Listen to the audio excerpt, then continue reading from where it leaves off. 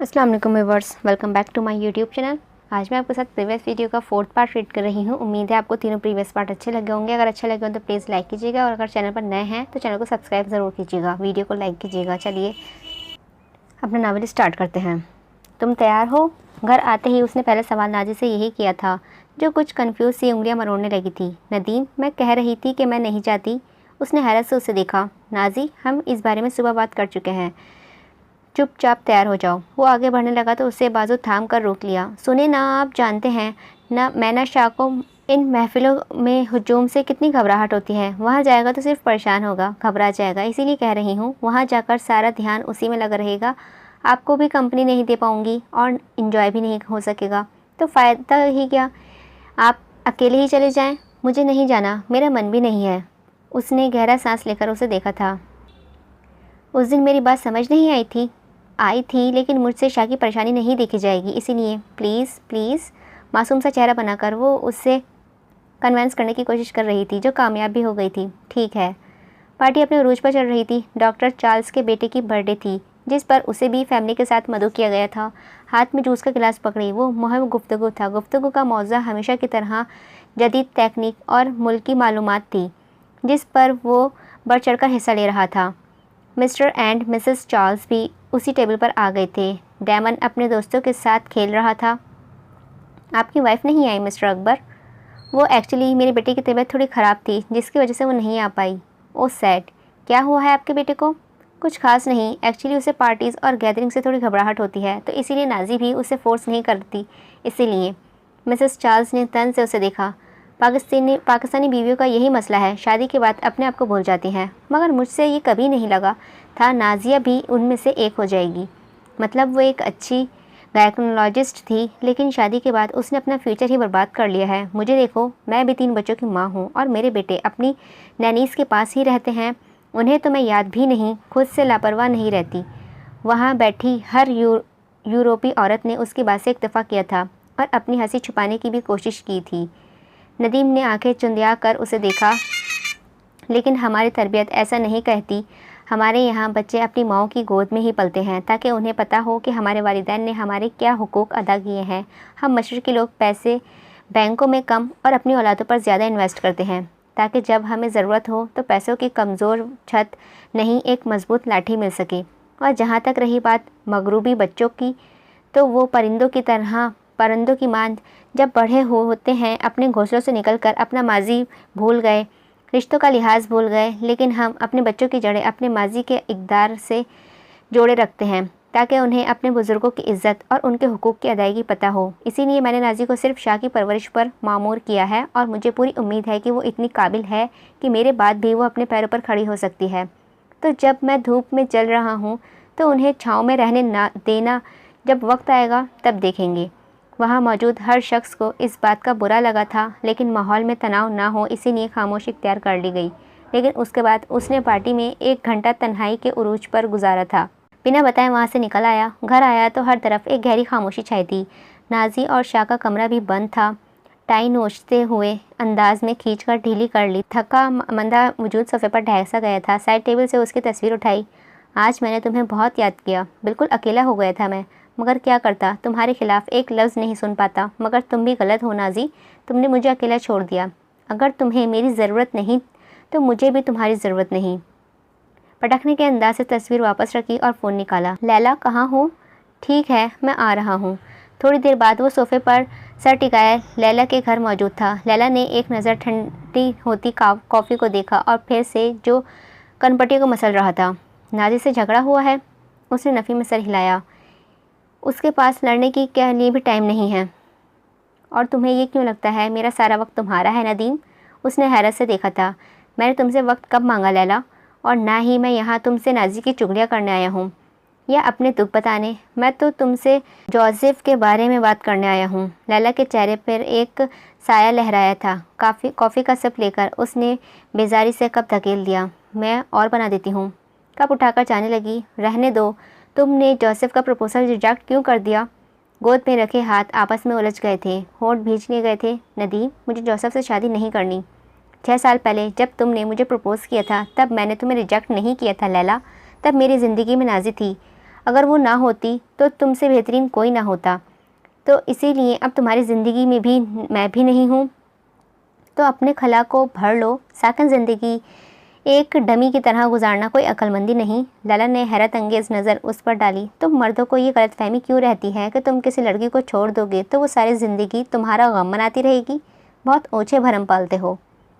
तो तोड़ दो मेरा भरम, क्यों मुझे वहमों में रहने देती हो? कर दो जोसेफ को हाँ, वो एक बेहतरीन लड़का है जिसने तुम्हें पाने के लिए मज़हब बदल लिया। और क्या सबूत चाहिए? नदीम, मुझे लगता है मेरा और उसके ख़यालात एक जैसे नहीं। वो बिल्कुल भी वैसा नहीं है जैसा मैं चाहती हूँ। वो तुम्हारे जैसा नहीं। हा हा हा हा, बेवकूफ़, तुम्हें इसमें और भी मुझे ही देखना है। तो क्या तुम सारी ज़िंदगी मेरा ही गम नहीं बनाए रही? अगर तुम मुझे छोड़ चुकी हो तो मुझ जैसे की तलाश क्यों है? तुम्हें तो मुझसे बिल्कुल अलग इंसान ढूंढना चाहिए। मुझ में भी खामियां हैं, लेकिन जब तुमने मुझे पसंद किया, मेरी खामियों समेत किया। मैंने नाजी को खामियों समेत, जोसेफ ने तुम्हें खामियों समेत किया। जब हम किसी को पसंद करते हैं तो उसी हालत में करते हैं। उससे बदलने का मतलब दूसरों को अपने इशारों पर नचाना। एक जैसे खसूसियात कोफ्त का बाइस बनती हैं। मकनातीस के बीच जुड़ने के लिए एक दूसरे के मुख्तलिफ होना पड़ता है। किसी रिश्ते में भी मकनातीसी क़ुव्वत के लिए इनका एक दूसरे से थोड़ा मुख्तलिफ होना ज़रूरी है। उसकी कुछ आदत तुम्हारे से नागवार लगेंगी, कुछ ऐसी उसकी तुम्हें। यही तो ज़िंदगी का मज़ा। हम कभी भी दूसरे इंसान को सीधा हाथ अपने सीधे हाथ में लेकर नहीं चलते। उसे रिजेक्ट मत करो, वो अच्छा लड़का है। वक्त ले लो, अपनी ज़िंदगी में आगे बढ़ो लैला। मैं नहीं चाहता मेरी बेहतरीन दोस्त सारी ज़िंदगी एक गैर अक्लमंदाना अमल में गुजार दे। उसने इस बात में सर हिलाया। नदीम ने एक नज़र अपने फ़ोन को देखा जहां नाजी की कॉल्स आई हुई थी।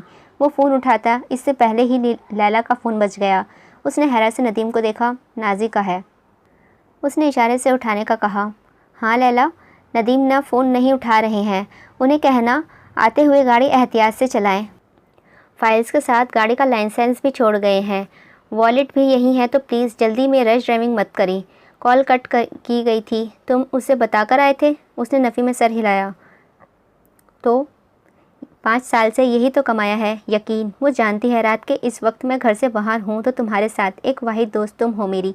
और दूसरी बात, वापसी पर मैं अक्सर गाड़ी ओवर स्पीड चलाता हूँ। मैंने नाजी को यकीन दिया क्योंकि मैंने नाजी पर यकीन किया। तुम्हें भी जोसेफ पर यकीन करना होगा।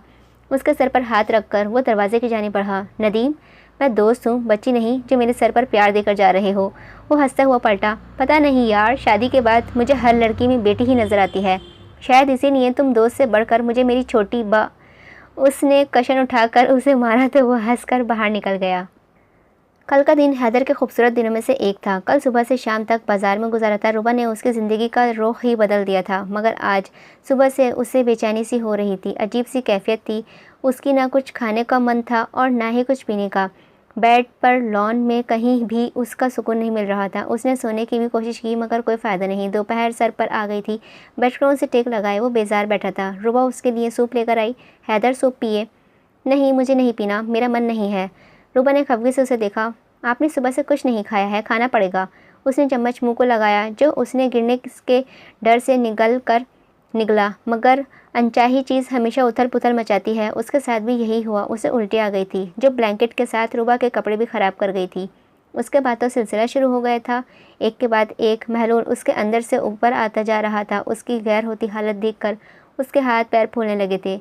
सूफियान, सूफियान, खौफजदा लरज़ी आवाज़ में सुनकर सूफियान बाहर से अंदर आया तो उस सामने का मंजर उसके लिए नया नहीं था।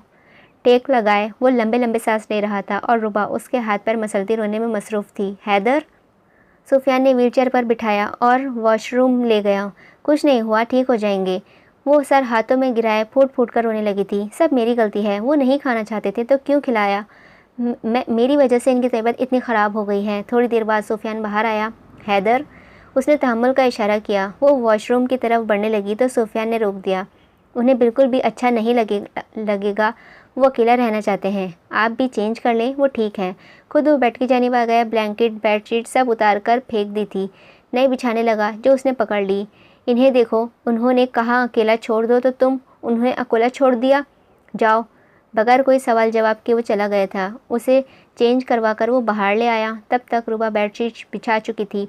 उसके आते ही घुटनों के बल नीचे बैठ गई। हैदर, लेकिन उसने कपड़ों को देखकर वो शर्मिंदगी से सर झुका गया। आई एम सॉरी, बस उसी शर्मिंदगी की वजह वो बनना नहीं चाहती थी। हैदर, मैं। मगर वो पहियों को धकेलता बेड की जानिब बढ़ गया। सुफियान ने उसे रोकने को कहा। अलमारी से कपड़े निकालकर वो वॉशरूम आ गई। शावर के नीचे फर्श गीला था। जब सुफियान बाहर था, वो शावर के नीचे भीग रहा था। नीचे बेड की फर्श पर बहते पानी को देखा। इनमें हैदर के आंसू भी शामिल होंगे। कपड़ों समेत ही वो शावर के नीचे खड़ी हो गई थी। बूंदाबांदी, बूंद बूंद पानी उसके बालों से गिरकर उसके भिगो रहा था। बंद आंखों से गिरते आंसू भी ऐसे ही बूंदों में शामिल हो गए थे। बंद आंखों से झरोकों पर हैदर का आबदीदा और नादम चेहरा आ रहा था। कल जिस चेहरे पर सिर्फ मुस्कुराहटें थीं, आज फिर वही शर्मिंदगी, वही शुक्रगुजारी जो वो देखना नहीं चाहती थी। और इस पर एहसान तो वो नहीं कर रही थी। जितना वो उसकी ज़िंदगी में घुसना चाहती थी, उतना ही वो बेगाना रवैया इख्तियार कर रहा था। क्यों? उसने गुस्से से हाथ दीवार पर मारा। वो बेड पर गुमसुम सा लेटा था। सुफियान ना जाने कौन कौन से मेडिसिन अपनी हथेली पर निकाल रहा था। उसे तो वो मंजर ही नहीं भूल रहा था जो चंद लम्हे पहले हुआ था। उसकी बीमारी इसे किस कदर कमज़ोर और बेख्तियार करती जा रही है। सुफियान ने उसे मेडिसिन खिलाई। उसका दिमाग माउफ हो रहा था। आहिस्ता आहिस्ता छत धुंधली होती जा रही थी। पलकें बेतहाशा भारी हो गई थी कि बोझ लगने लगी थी। आंखें बंद हो रही थी। दवाई का असर शुरू हो गया था। नींद आ रही थी। हर चीज़ पुरसुकून होती जा रही थी। मुकम्मल नींद में जाने से पहले उसे महसूस हुआ था किसी का हाथ अपने हाथों में, अपने माथे पर किसी की उंगलियों का लम्स, अपने चेहरे पर पड़ती किसी की गर्म सांसें, बालों में चलते किसी के हाथ। मगर हिम्मत नहीं थी आंखें खोलकर देखने की, इसीलिए खुद को नींद के हवाले कर दिया। सुफियान, इन्हें क्या हुआ? ये बेहोश हो गए हैं क्या? नहीं, इन्हें मेडिसिन दी हैं, सो गए हैं। एक गुड न्यूज़ दूँ?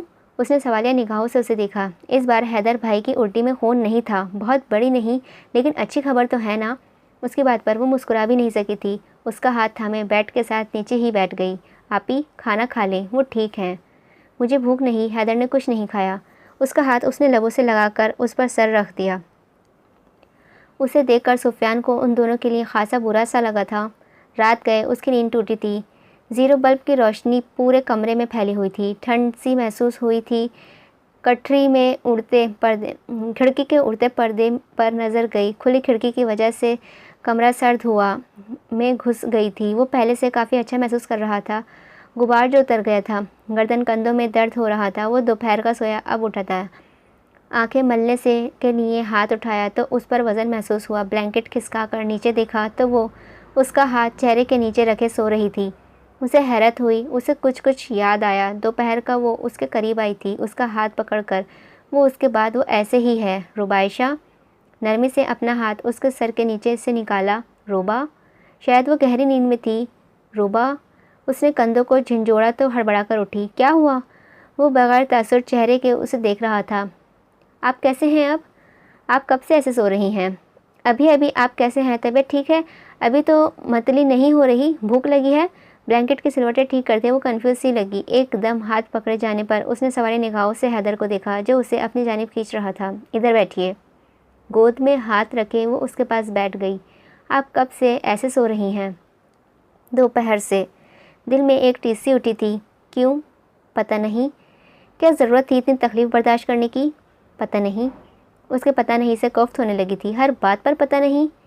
क्योंकि मुझे आपसे बात नहीं करनी। मैं नाराज़ हूँ आपसे। एकदम से उठकर जाने लगी तो उसने फिर हाथ पकड़ लिया। अब वो क्यों? क्योंकि आज आपने मुझे मेरी औकात दिखाई है। मेरी कोई अहमियत नहीं है आपकी ज़िंदगी में। मैं कल भी आपके लिए अजनबी थी और आज भी अजनबी हूँ। मैं कल भी वही बेवकूफ़ी थी जो खुद ज़बरदस्ती आप पर थोप रही थी, उस रिश्ते का हक जता रही थी।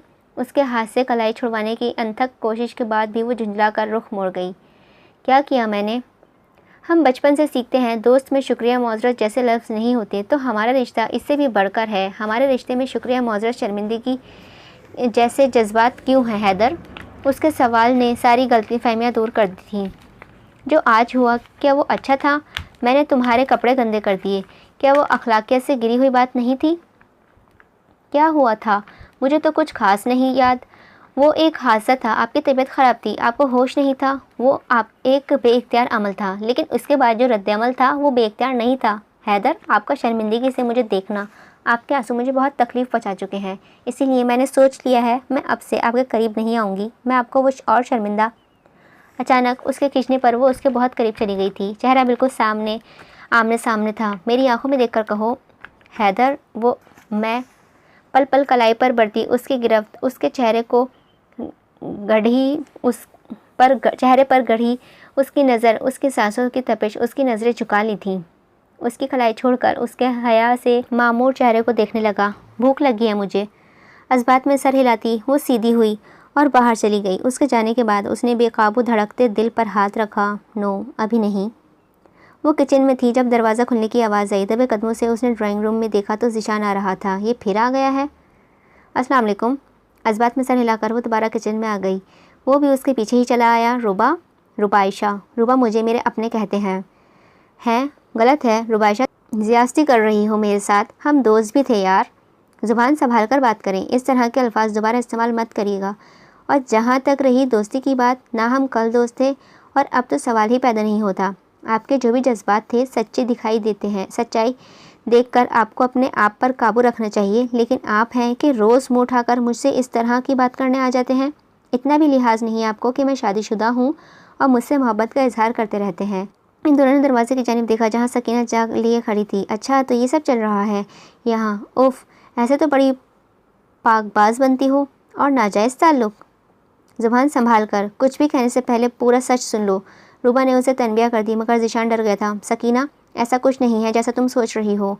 सोच क्या रही हूँ? मैं तो देख चुकी हूँ। अपने मुँह से कह रही हो कि तुमने मोहब्बत का इजहार किया तो मेरा शक सही था। तुम वाकई ही हैदर की प्रॉपर्टी के लिए उससे रिश्ते में हो। मैं अभी बताती हूँ हैदर को। उल्टे कदम लेती वो बाहर निकल। ज़ीशान उसके पीछे भागा, मगर रुबा वो फिर चैन से काउंटर पर झुकी ब्रेड पर मेयोनीज़ लगाने लगी। एकदम दरवाज़ा खुलने पर उसने देखा तो वो आफत पर काला की तरह आ रही थी। हैदर, मुझे तुम्हें कुछ बताना है कि वो जो तुम्हारी नेक सीरत पाकीज़ा बीवी है ना, उसका। अस्सलाम वालेकुम। हैदर, कैसे हो तुम? सकीना की बात बीच में काटकर वो हैदर के आल हवाल पर उतर आया था। हैदर का ये दूसरा झटका था। वालेकुम अस्सलाम, मैं ठीक हूँ, तुम? हैदर, मेरी बात सुनो। मुझे तुम्हें बताना है कि तुम्हारी बीवी का तुम्हारे इस दोस्त। सच शुक्र आप आ गए। मुझे बहुत भूख लगी थी। सकीना और ज़ीशान ने एक साथ दरवाजे पर देखा जहाँ रुबा ट्रे पकड़े अंदर आ रही थी। मुस्कुरा लो, अभी तुम्हारी हंसी गायब करती हूँ। बेड के किनारे पर बैठकर प्लेट उसकी जानिब कर दी। हैदर, ज़ीशान और तुम्हारी बीवी का अफेयर है। मैंने उन्हें रंगे हाथों पकड़ा है। हैदर का चलता मुंह रुक गया। सवालिया निगाहों से रुबा को देखते निवाले हलक से नीचे उतारा। रुबा ने कंधे उचकाकर ज़ीशान का माथा पकड़कर खड़ा था। रुबा ने कंधे उचका दिए। ज़ीशान माथा पकड़ के खड़ा था। अफेयर नहीं है। ज़ीशान रुबा को पसंद करता है, मगर रुबा नहीं। हैदर के इंकशाफ पर सकीना और ज़ीशान दोनों को साकन कर दिया था साथ ही, मगर इन दोनों के तासुरात बिल्कुल नॉर्मल थे। हैदर, तुम्हें पता था? ज़ीशान के सवाल पर उसने असबात में सर हिला दिया। हाँ, रुबा ने मुझे उसी दिन सब बता दिया था जिस दिन तुमने हवेली में कदम रखा था। वो मुझसे कुछ नहीं छुपाती। और सकीना, तुम्हारी चुगली करने की आदत गई नहीं है अभी तक? हैदर ने भरी महफिल में उसके मुंह पर जूता मार दिया था। ज़ीशान और रुबा सर झुकाए अपनी मुस्कुराहट काबू में करने की कोशिश कर रहे थे। फिर पैर पटकती हुई चली गई थी। ज़ीशान भी जाने वाला था जब हैदर ने उसे रोक दिया। जो बात मुझे रुबा ने बताई है, मुझे अच्छा लगता अगर तुम खुद बताते। घुट-घुट कर जीना कोई अच्छी बात नहीं है। क्या बताता कि मेरी मोहब्बत तुम्हारी मलकियत बन गई है? मैं गलत था हैदर। आज तुम्हें सब बताता हूँ कि मैंने। रुबा ने बेतासुर उसे देखा। वर्गलाने की कोशिश भी की थी। हाँ, जानता हूँ तुम्हारा दोस्त होने की हैसियत से ये एक इंतहाई घटिया अमल है। ऐसा नहीं करना चाहिए था, मगर यार ये मेरी माँ। रुबा के तासुरात बदल कर हैरान हो गए थे। मैं पसंद करता हूँ इन्हें, मगर ये अपने ईमान से नहीं हिली। जब भी किया मुझे इनकार ही किया और दो टूक किया। मुझे जलन हो रही है हैदर तुमसे। इतनी वफ़ा मुझे मिल जाती तो मैं फ़ना हो जाता इनके लिए। तुम बहुत किस्मत वाले हो और मेरी दुआ किस्मत तुम पर एक बार फिर मेहरबान हो ताकि तुम इनका साथ निभा सको। आमीन। साड़ी भड़ास एक साथ निकाल कर उन्हें देखे बगैर बाहर गया था जहाँ सकीना उसे इंतज़ार करती मिली। माथे पर ढेरों बल आ गए थे। हल्के हल्के कदम उठाती वो उसके पास आ गई। देखो, सब मुझे तो पता चल गया है, तो क्यों ना एक सौदा करें जिसमें तुम्हारा भी फ़ायदा हो और मेरा भी। हाथ सीने पर बांधे उसने सवाली निगाहों से उसे देखा था। हैदर ठीक हो रहा है और मुझे वो वापस चाहिए, और तुम्हें रुबा। तो क्यों ना हम मिलकर इन्हें अलग कर दें। तुम्हें रुबा मिल जाएगी और मुझे हैदर। सकीना की बात पर ज़ीशान की आंखों में एक चमक सी आ गई थी। मुस्कुराहट ने चेहरे का अहाता कर लिया था। को ठीक करने के बाद हाथ पीछे बांधकर उसे घूरने लगा, जिस पर वो बौखला सी गई। क्या कहा? बचपन से चुगली का मतलब परस्ती और गंदी खेलों के अलावा क्या क्या आता है आपको? सकीना का रंग पल में सुर्ख हो गया था। उसे तनबिया करने के लिए उंगली उठाई जो उसने नीचे कर दी। मैं हर किस्म का घटिया इंसान देखा है, लेकिन तुम्हारा मुकाम अलग है सकीना। आशिर तुम थूक कर चाटने वालों में से हो। पहले हैदर तुम्हारी कमज़ोरी था, फिर हैदर की कमज़ोरी तुम्हारी मजबूरी बन गई। तुमने उसे छोड़ दिया और जब वो लड़की उसे ठीक करने में कामयाब हो रही है तो तुम्हें हैदर वापस चाहिए। इतना दोगलापन, इतना खुदगर्ज कैसे हो सकता है? मैं लानत भेजता हूँ तुम्हारे सौदे पर। वाह, अब अगर तुम इन दोनों के बीच आई तो मैं तुम्हें जहन्नम भेज दूँगा। उसे परे धकेल कर वो आगे बढ़ गया। जब कराहने की आवाज़ आई, पलट कर देखा, पैर पकड़े नीचे बैठी थी। शायद मोच आ गई थी। 2 पल उसे घूर कर वापस पलट गया। भाड़ में जाओ। मेरी मोहब्बतों की चार दीवारी तुम हो, मेरी अदावतों की शह सवारी तुम हो तो हसरतों के रंगीन है बाग, तो तुम ही बेचैनी और बेजारी तुम हो। मेरी मंजिलों की रौनकें तुमसे हैं, तुम मेरे रास्ते की तन्हाई तुम हो। क्या सोच रहे हैं? उसे सोच में गर्क देखकर वो परेशान हो गई थी। मैंने कभी नहीं सोचा था कि सारे इत्तेफाक मेरे साथ होंगे। मुझे कभी भी इत्तेफाकों पर यकीन नहीं रहा, मगर अब मेरा यकीन टूटता जा रहा है। पहले इत्तेफाक से मैं उसी दिन घर वापस आई जिस दिन यशमान की मौत हुई। मुझे वनी जैसी रस्म से चिढ़ थी और इत्तेफाक से मैं उसी की भेंट चढ़ गई। इत्तेफाक से आप मेरी ज़िंदगी में आए। आपसे दूर जाकर भी मेरे साथ आपसे जुड़े इत्तेफाक होते रहे। मैं वापस आ गई और जो डॉक्टर आपका इलाज कर सकता था वो मेरी पीजी ओनर का बेटा निकला। इत्तेफाक से ज़ीशान आ गया और इत्तेफाक से ही आप दोनों दोस्त निकले, और आज इत्तेफाक से हमें बात करते सकीना ने देख लिया। और आज दोनों के लिए सबसे बड़ा इत्तेफाक था। आपको इस बात का पहले से इल्म था। इत्तेफाक, इत्तेफाक, इत्तेफाक। उन्हें इत्तेफाक नहीं, खुदा की हिकमत अमली कहते हैं। जब किसी को किसी के साथ जोड़ता है तो इत्तेफाक रोनुमा होते हैं, जब नए रिश्ते बनते हैं। हम जैसे हमारा पुरतपिश रुबा की नज़र पर उनसे साकत कर गई थी। प्लेट साइड टेबल पर रखकर वो सर पीछे टिकाए आंखें मूंद गया था। एक नज़र उसे देखकर वो भी उठ गई तो उसने हाथ पकड़कर फिर बैठा लिया। अगर मैं कभी ठीक नहीं हुआ तो फिर भी मैं खुदा की तमाम नेमतों को एक लफ्ज़ में लिखना चाहूँ तो लिखूँगी, हैदर रज़ा। वो मुस्कुरा भी नहीं पाया था। एक अनजाने खौफ ने उसे आन घेरा था। मामूल के मुताबिक सूरज की किरणों ने घर गोशवार को रोशन कर रखा था। पर्दे के अकब से आती तेज़ रोशनी को कोशिश थी कि पर्दा चाक कर अंदर घुस जाए। वो अभी तक नींद की वादियों में था कि अचानक उस रोशनी को रास्ता मिल गया जो सीधी हैदर के चेहरे पर पड़ी। उनकी हिद्दत और चुंधिया देने वाली रोशनी से उसने जगने पर मजबूर कर गया। आंखें मलते हुए उसने नज़र उठाई तो मुस्कुराई थी। उसके चेहरे पर झुकी थी। हैदर, मेरे पास एक अच्छी खबर है। आप ठीक होने वाले हैं। आज सुबह हैदर सो रहा है। नाश्ते की मेज़ पर रुबा को मुखातिब करते आशिर ने उसे देखा। जी, आजकल वो देर से उठने लगे हैं और मुझे भी उठाना मुनासिब नहीं लगा। फ़ोन की बजती रिंगटोन पर आशिर साहब ने नज़र झुकाकर देखा। वालेकुम अस्सलाम फ़हद। यार आशिर, एक अच्छी खबर है। इस हफ्ते की हैदर की मेडिकल रिपोर्ट्स नॉर्मल आई हैं। यार, उसकी तमाम प्रॉब्लम्स ठीक हो गई हैं। उसका किडनी डैमेज भी रिकवर हो रहा है और उसके ऑपरेशन की कामयाबी के चांसेस भी बढ़ गए हैं। आशिर साहब के हाथों से चम्मच गिर गया था। रुबा ने परेशानी से उन्हें देखा। क्या हुआ अंकल? उन्होंने नज़र घुमाकर उसे देखा। हैदर को रिपोर्ट्स नॉर्मल आई हैं और उसके ठीक होने के चांसेस भी बढ़ गए हैं। उन्हें अपनी सी कहे लफ्ज़ों पर यकीन नहीं आ रहा था। चंद लम्हे उनके चेहरे को घूरते उसका वजूद खुद ब खुद ही कुर्सी छोड़कर हैदर के कमरे की तरफ बढ़ गया। वो अभी तक सो रहा था। खिड़की से पर्दे हटाकर वो उसकी नींद के खुमार से लबरेज चेहरे पर झुक गई। उसके बाद पर वो यकटक उसे देखे जा रहा था। उसका चेहरा बिल्कुल उसके चेहरे के करीब था। उनकी नाक एक दूसरे को छू रही थी। उसकी लो देती नज़रें रुबा को भी एक लम्हे के लिए सब भुला गई थी। जाने कितने ही लम्हे वो एक दूसरे को ऐसे ही देखते रहे। फंसू तो तब टूटा जब दरवाजे पर दस्तक हुई। रुबा एकदम सीधी हुई तो हैदर मुट्ठी भींच कर रह गया, जिसका साफ मतलब था इन लम्हों में किसी की मुदाखलत नागवार गुजरी थी। वो सकीना थी जो हाथों में ट्रे पकड़े खड़ी थी। चेहरे पर एक अजीब मुस्कुराहट सजाए वो अंदर की जानिब बढ़ी, जिस पर उन दोनों ने हैरत से एक दूसरे को देखा। हैदर ने उठने की कोशिश की तो 2 के बजाय 4 हाथ आए। रुबा ने हैरत से दूसरी जानिब खड़ी सकीना को देखा जो घुटने मोड़े बेड पर उससे सहारा दे रही थी। उसका अंदाज आज बेसरवा था, जिससे बाहर ये लोमड़ी आज इतनी अच्छी क्यों बन रही है।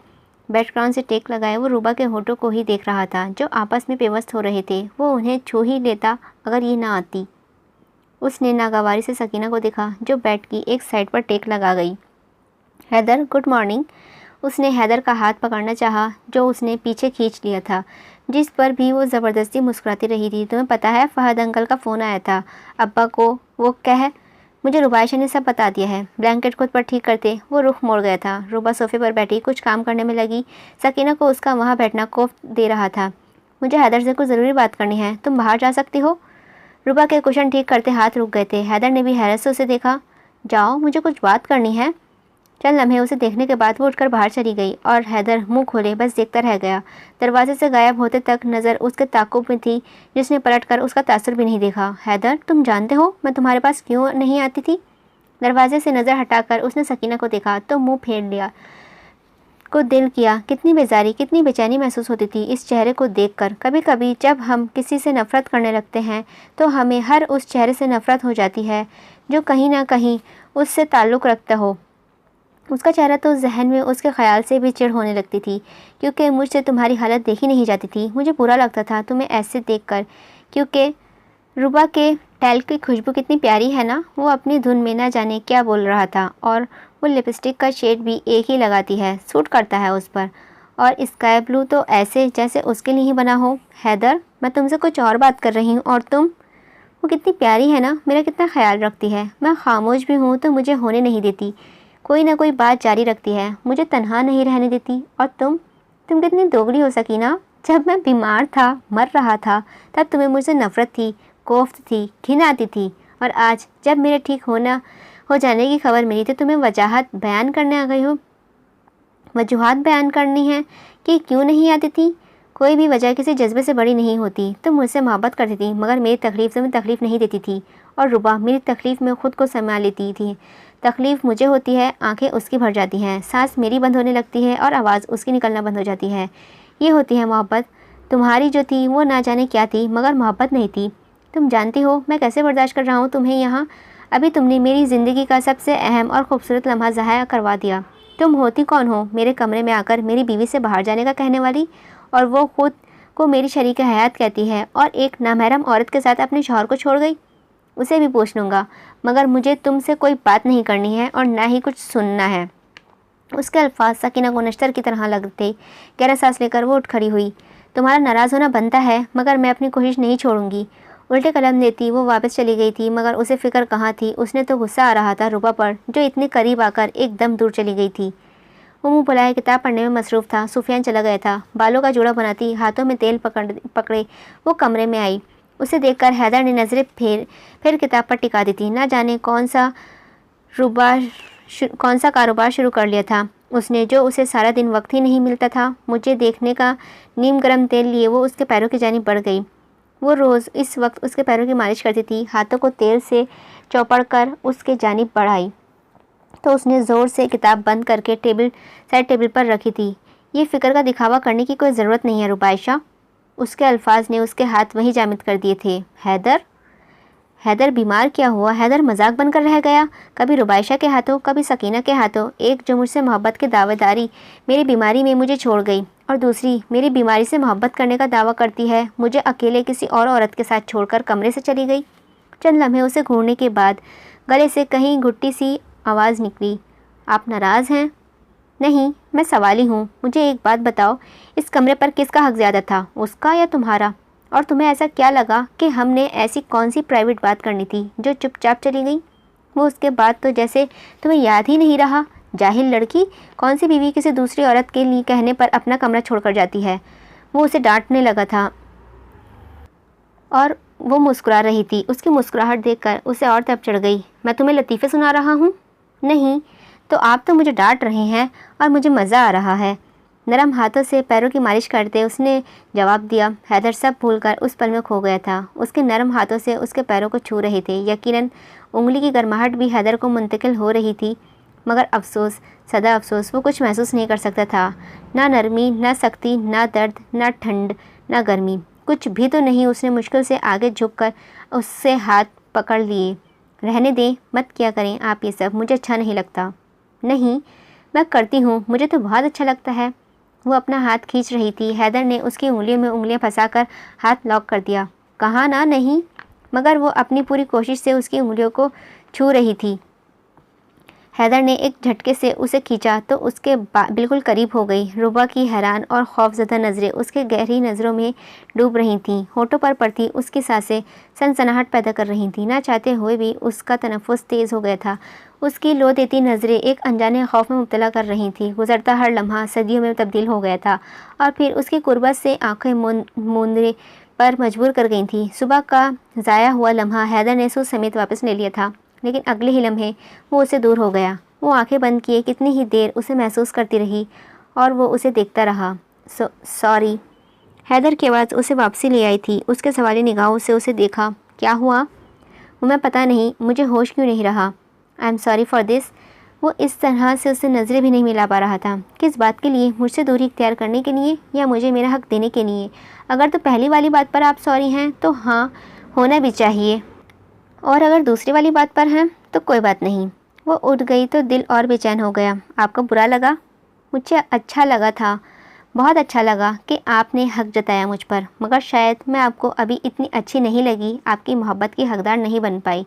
अफसोस से सर झुकाकर वो सोफ़े पर लेट गई। ना जाने क्यों हैदर का उससे ऐसा दूर जाना उसे अच्छा नहीं लगा था। वो इस तरह किसी कैफियत में था। अभी तक वो लम्हा आंखों से मुँह नहीं हो रहा था, मगर वो उसे अपना आदी नहीं कर सकता था। फ़िलहाल तो नहीं, जब तक ऑपरेशन कामयाब नहीं हो जाता।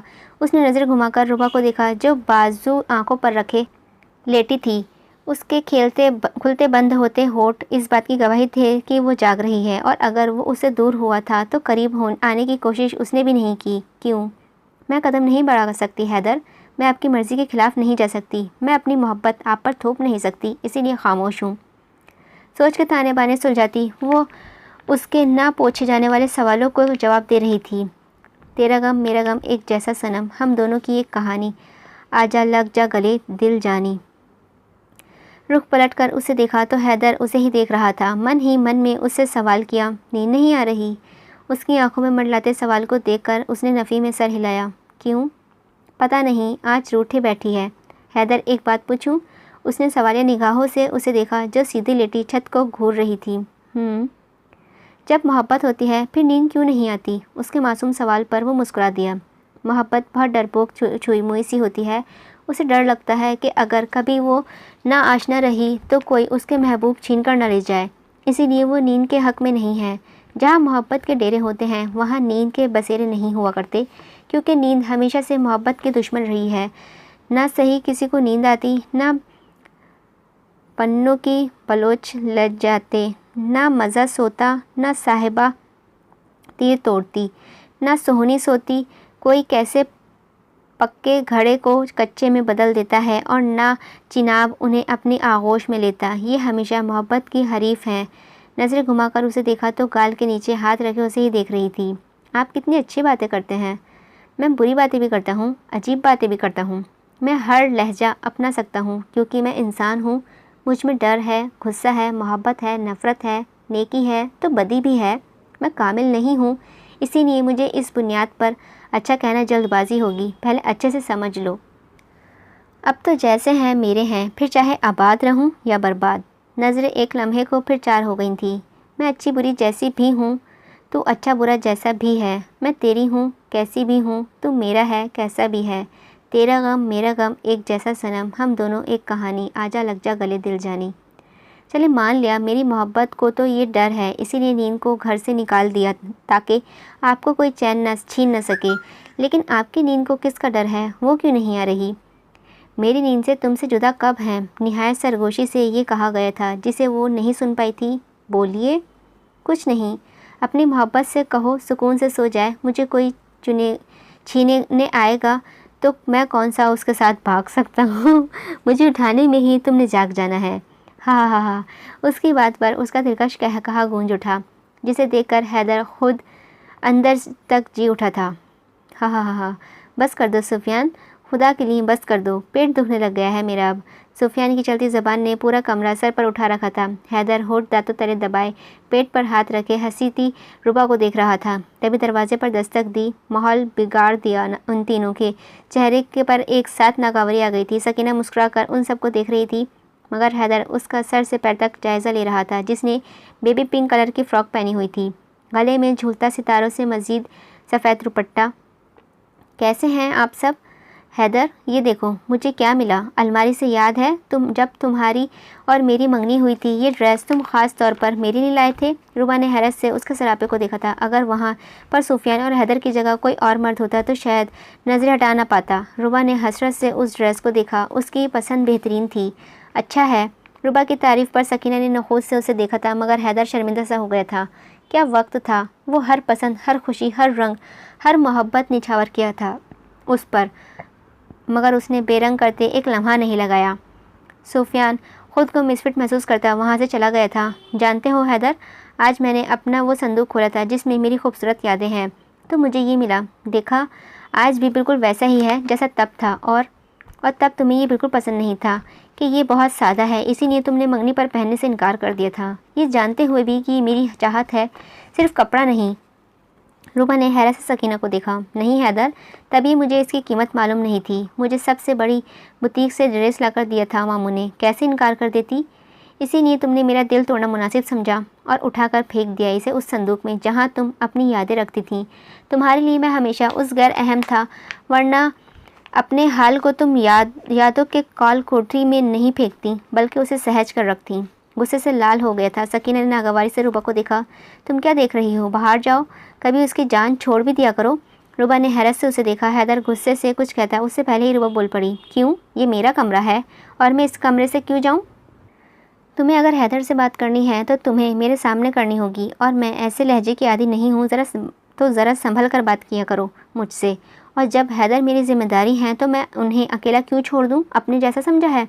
सकीना का मुंह खुला रह गया था। उसने उम्मीद से हैदर को देखा जो संजीदगी से रुख मोड़े बैठा था, जैसे मैं तो समझ ही नहीं रहा था तुम ये सब क्यों कह रही हो। बदतमीज़, तुम समझती क्या हो खुद को तुम। उसने हाथ उठाने की कोशिश की तो रुबा ने पकड़ लिया। हद में रहो, और अगर तुम्हें ज़्यादा शोर शराबा करना है तो बाहर जाकर करो। हैदर के सोने का वक्त हो रहा है, इस बारे में लापरवाही मुझे बर्दाश्त नहीं है। उसकी गिरफ्त से अपनी कलाई छुड़ाकर वो फुप्पू करती चली गई। रेशमी फ्रॉक से सरकता रेशमी आंचल वहीं फर्श पर गिर गया था, जिसे वो नज़रअंदाज कर गई थी। रुबा ने घुटनों के बल बैठकर दुपट्टा हाथों पर उठा लिया। जलाकर राख कर दो इसे। हैदर की बात को नज़रअंदाज किए वो उस पर उंगलियां फेर रही थी। कितना खूबसूरत है ये, जैसे आसमान के सारे सितारों में इसमें पिरो दिए गए हों। कहाँ से लिया था? मेरी दोस्त की अम्मी अड्डा चलाती थीं, उन्होंने ख़ास तौर पर बनाया था मेरी मंगनी के तौर पर। कितनी मेहनत से उन्होंने ये रेशम ताने बाने जोड़े होंगे, ना जाने कितने हाथों ने इन पर मोती पिरोए होंगे, कितनी बिनाई इन पर ज़ाया हुई होगी। इंसान किसी को बेवक्त करते एक लम्हा नहीं लगाता। एक जवाब देती नज़र ड्रेसिंग की जानिब गई तो वो सर पर ओढ़े अपने सरापे को देख रही थी। उसके दिल को ठेस सी लगी थी।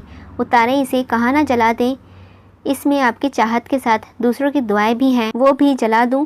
मुझे ये बहुत पसंद है, मैं रख लूं। ये उतरन है, इसकी मुझे नहीं बर्दाश्त। पहले मैं और अब ये। हैदर, वो बेयकीनी से उसे देख रही थी, जिसकी गर्दन की रगें गुस्से से तन गई थी। क्या झूठ कहा मैंने? क्या मैं उतरन नहीं हूँ? मैं उसकी छोड़ नहीं हूँ? उसने मुझे पहले अपने आप में गुम रखती दुनिया की खबर नहीं रखने देती थी। उसकी चाहत फरेब का रंग उतारा तो पता चला दुनिया में तो उससे भी ज़्यादा रंग हैं। ऐसे तो नहीं रंगी फिरती थी। वो अपनी मोहब्बत का रंग दिखाकर मुझे अपना कायल किया और फिर छोड़ दिया, और मैं आपके दामन में आ गिरा, एक छोड़ा हुआ शख्स। और आज जब उस दुपट्टे को वो फेंक गई और आपने ओढ़ा तो दिल फट रहा है मेरा। आप इस काबिल तो नहीं कि आपके हिस्से में उसकी छोड़ी हुई चीज़ें आएँ। जानती हैं, कल रात मैं आपसे दूर क्यों हुआ था? क्योंकि मैं नहीं समझता खुद को आपके लायक। आप तलाक ले लें मुझसे नहीं बर्दाश्त होता सकीना चाची का रवैया आपके साथ। आज उसने मेरी मौजूदगी में आप पर हाथ उठाने की कोशिश की है, मेरी गैर मौजूदगी में क्या करेगी? दुपट्टा एक बार फिर सरक कर ज़मीन बोस हो गया था। उसकी चमक एकदम मैली लगने लगी थी। मुंह पर हाथ रखती वो रोती वॉशरूम में घुस गई थी। रुबा, उसने तड़प कर पुकारा भी, मगर दरवाजे के बंद होने की आवाज़ उसकी पुकार दबा गई। दरवाजे के साथ लगी वो अभी साकत थी उसके कानों में, जैसे किसी ने सूर फूंक दिया हो। यानी 3 महीने से वो गलतफहमी में जी रही थी कि हैदर उससे मोहब्बत करने लगा है। वो कल भी उसका शुक्रगुजार था और आज भी वही है। वो कल भी उससे शर्मिंदा होता था और आज भी वो यही एहसास पाल रहा है। जो बात मैं सोच भी नहीं सकती वो उन्होंने कितनी आसानी से कह दी। वो खुद को नाकारा समझते हैं। छोड़ा हुआ शख्स, मेरी मोहब्बत का कोई मुकाम ही नहीं सकीना की बेवफाई के सामने। मेरा कोई मोल नहीं, मेरी मोहब्बत इतनी बेमोल है। वो खुद को मेरे काबिल नहीं समझते। मुंह पर हाथ रखे वो नीचे बैठती चली जा रही थी। चीकू को गला घोटती वो टूट गई थी। उसका नाम, भरम, वहम सब चकनाचूर हो गया था। सुफियान, वो दुपट्टा और कैंची दो मुझे। वो जो अभी दरवाजे से दाखिल हो रहा था, हैदर के बिगड़ते तेवर देखकर हैरान रह गया। ऊपर से उसका हुक्म, हड़बड़ाही से उसने वो सब उसे थमा दिया था। तेज के आलम में उसके टकराते टुकड़े टुकड़े कर रहा था। सुफियान ने नज़रें घुमाई तो रूबा कहीं नज़र नहीं आई। दुपट्टे के टुकड़े करते हैदर को देखा। रूबा अपनी कैंची चलाते हाथ एकदम रुक गए थे। अफसोस से वॉशरूम के बंद दरवाजे को देखा, जहाँ वो महसूस कर सकता था कि रोने की शिद्दत आ गई होगी। पैरों से ब्लैंकेट हटाकर सुफियान को आवाज़ दी, बैठाओ मुझे। उसकी जल्दी देखकर सुफियान ने उसे थमा। व्हीलचेयर के पहियों को घसीटता वॉशरूम की जानिब आ गया। सुफियान, जाओ यहाँ से। अस्बात में सर हिलाता वो निकलता चला गया था। हवेली से बाहर निकलते ही उसकी नज़रें फ़ोन पर पड़ीं, जहाँ ज़ेबो के बेशुमार मैसेजेस आए हुए थे। होठों का अहाता किया एक दिलकश मुस्कुराहट ने उसे का रुख किया था। गांव के पीछे टूटे मकान की तरफ था। अचानक ही उनकी मुलाकातें बढ़ने लग गई थी, दोस्ती होने लगी थी। अपनी अम्मी की बटनों वाले फ़ोन से वो उसे कॉल मैसेज करती थी। वो जैसे ही वहाँ पहुँचा, खट्टी इमली से मुँह बनाती ज़ेबू नजर आई। बरामदे में मुकीत लंबी चोटी आंचल से नीचे कमर पर झूल रही थी। नारंगी रंग की चूड़ियाँ धूप में चमक रही थीं। सुरमे से लबरेज आंखें उसके मुंतज़िर। उसने आगे बढ़कर उसे सर पर एक चपत लगाई और इमली छीन कर नाली में फेंक दी। 20 रुपये की आई थी। उसने चीख कर अपनी इमली को देखा, फिर गुस्से से सुफियान को, जो पॉकेट से चॉकलेट निकाल रहा था। बोलो, क्या कहना है? उसने दांत निकालकर चॉकलेट छीनी और खोलकर लबों से लगा ली। वहीं दिल कर रहा था, और अगर हैदर भाई को मेरी ज़रूरत पड़ गई तो? मुंह में घुलती चॉकलेट को महसूस करते उसने मुस्कुराकर सुफियान को देखा। तो रूबा आपी है ना? अच्छा सुनो, मुझे तुमसे कुछ कहना था। इतना मीठा लहजा। उसने सवाली निगाहों से उसे देखा। वो मैं ना तुमसे, वो आई लव। सुफियान का दिल एकदम धड़का। आई लव यू सुफियान जी। चंद लम्हे वो उसे देखता रह गया था। जो बात वो बोलना चाहता था उसने कितनी आसानी से बोल दी थी। इससे पहले वो कोई जवाब देता, एक सोच गोंद पड़ी थी। पढ़ती तो ये पहले ही नहीं है, ऊपर से मैंने इसे टू बोल दिया तो इसने सब छोड़ देना है। अच्छा, तुम तो मुझसे प्यार करती हो, लो करती रहो, इश्क करती हो।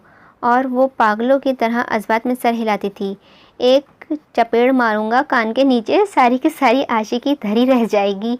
आज टेस्ट था ना साइंस का, दिखाओ कितने नंबर आए हैं। पास हो गई हूँ। नज़रें चुराती उसने जवाब दिया तो सुफियान ने किना तो उस नज़रों से उसे घूरा था। नहीं, ऐसे ही नहीं हो सकता। मेरी ज़ेबू साइंस में पास हो जाए? अरे अरे, कहाँ? उसे जाता देखकर वो आवाज़ें लगा रहा था। अम्मी इंतज़ार कर रही हैं, जूते मारेंगी, उसने चीख कर कहा तो सुफियान ने दांतों तले होठ दबाकर अपनी हंसी रोकी।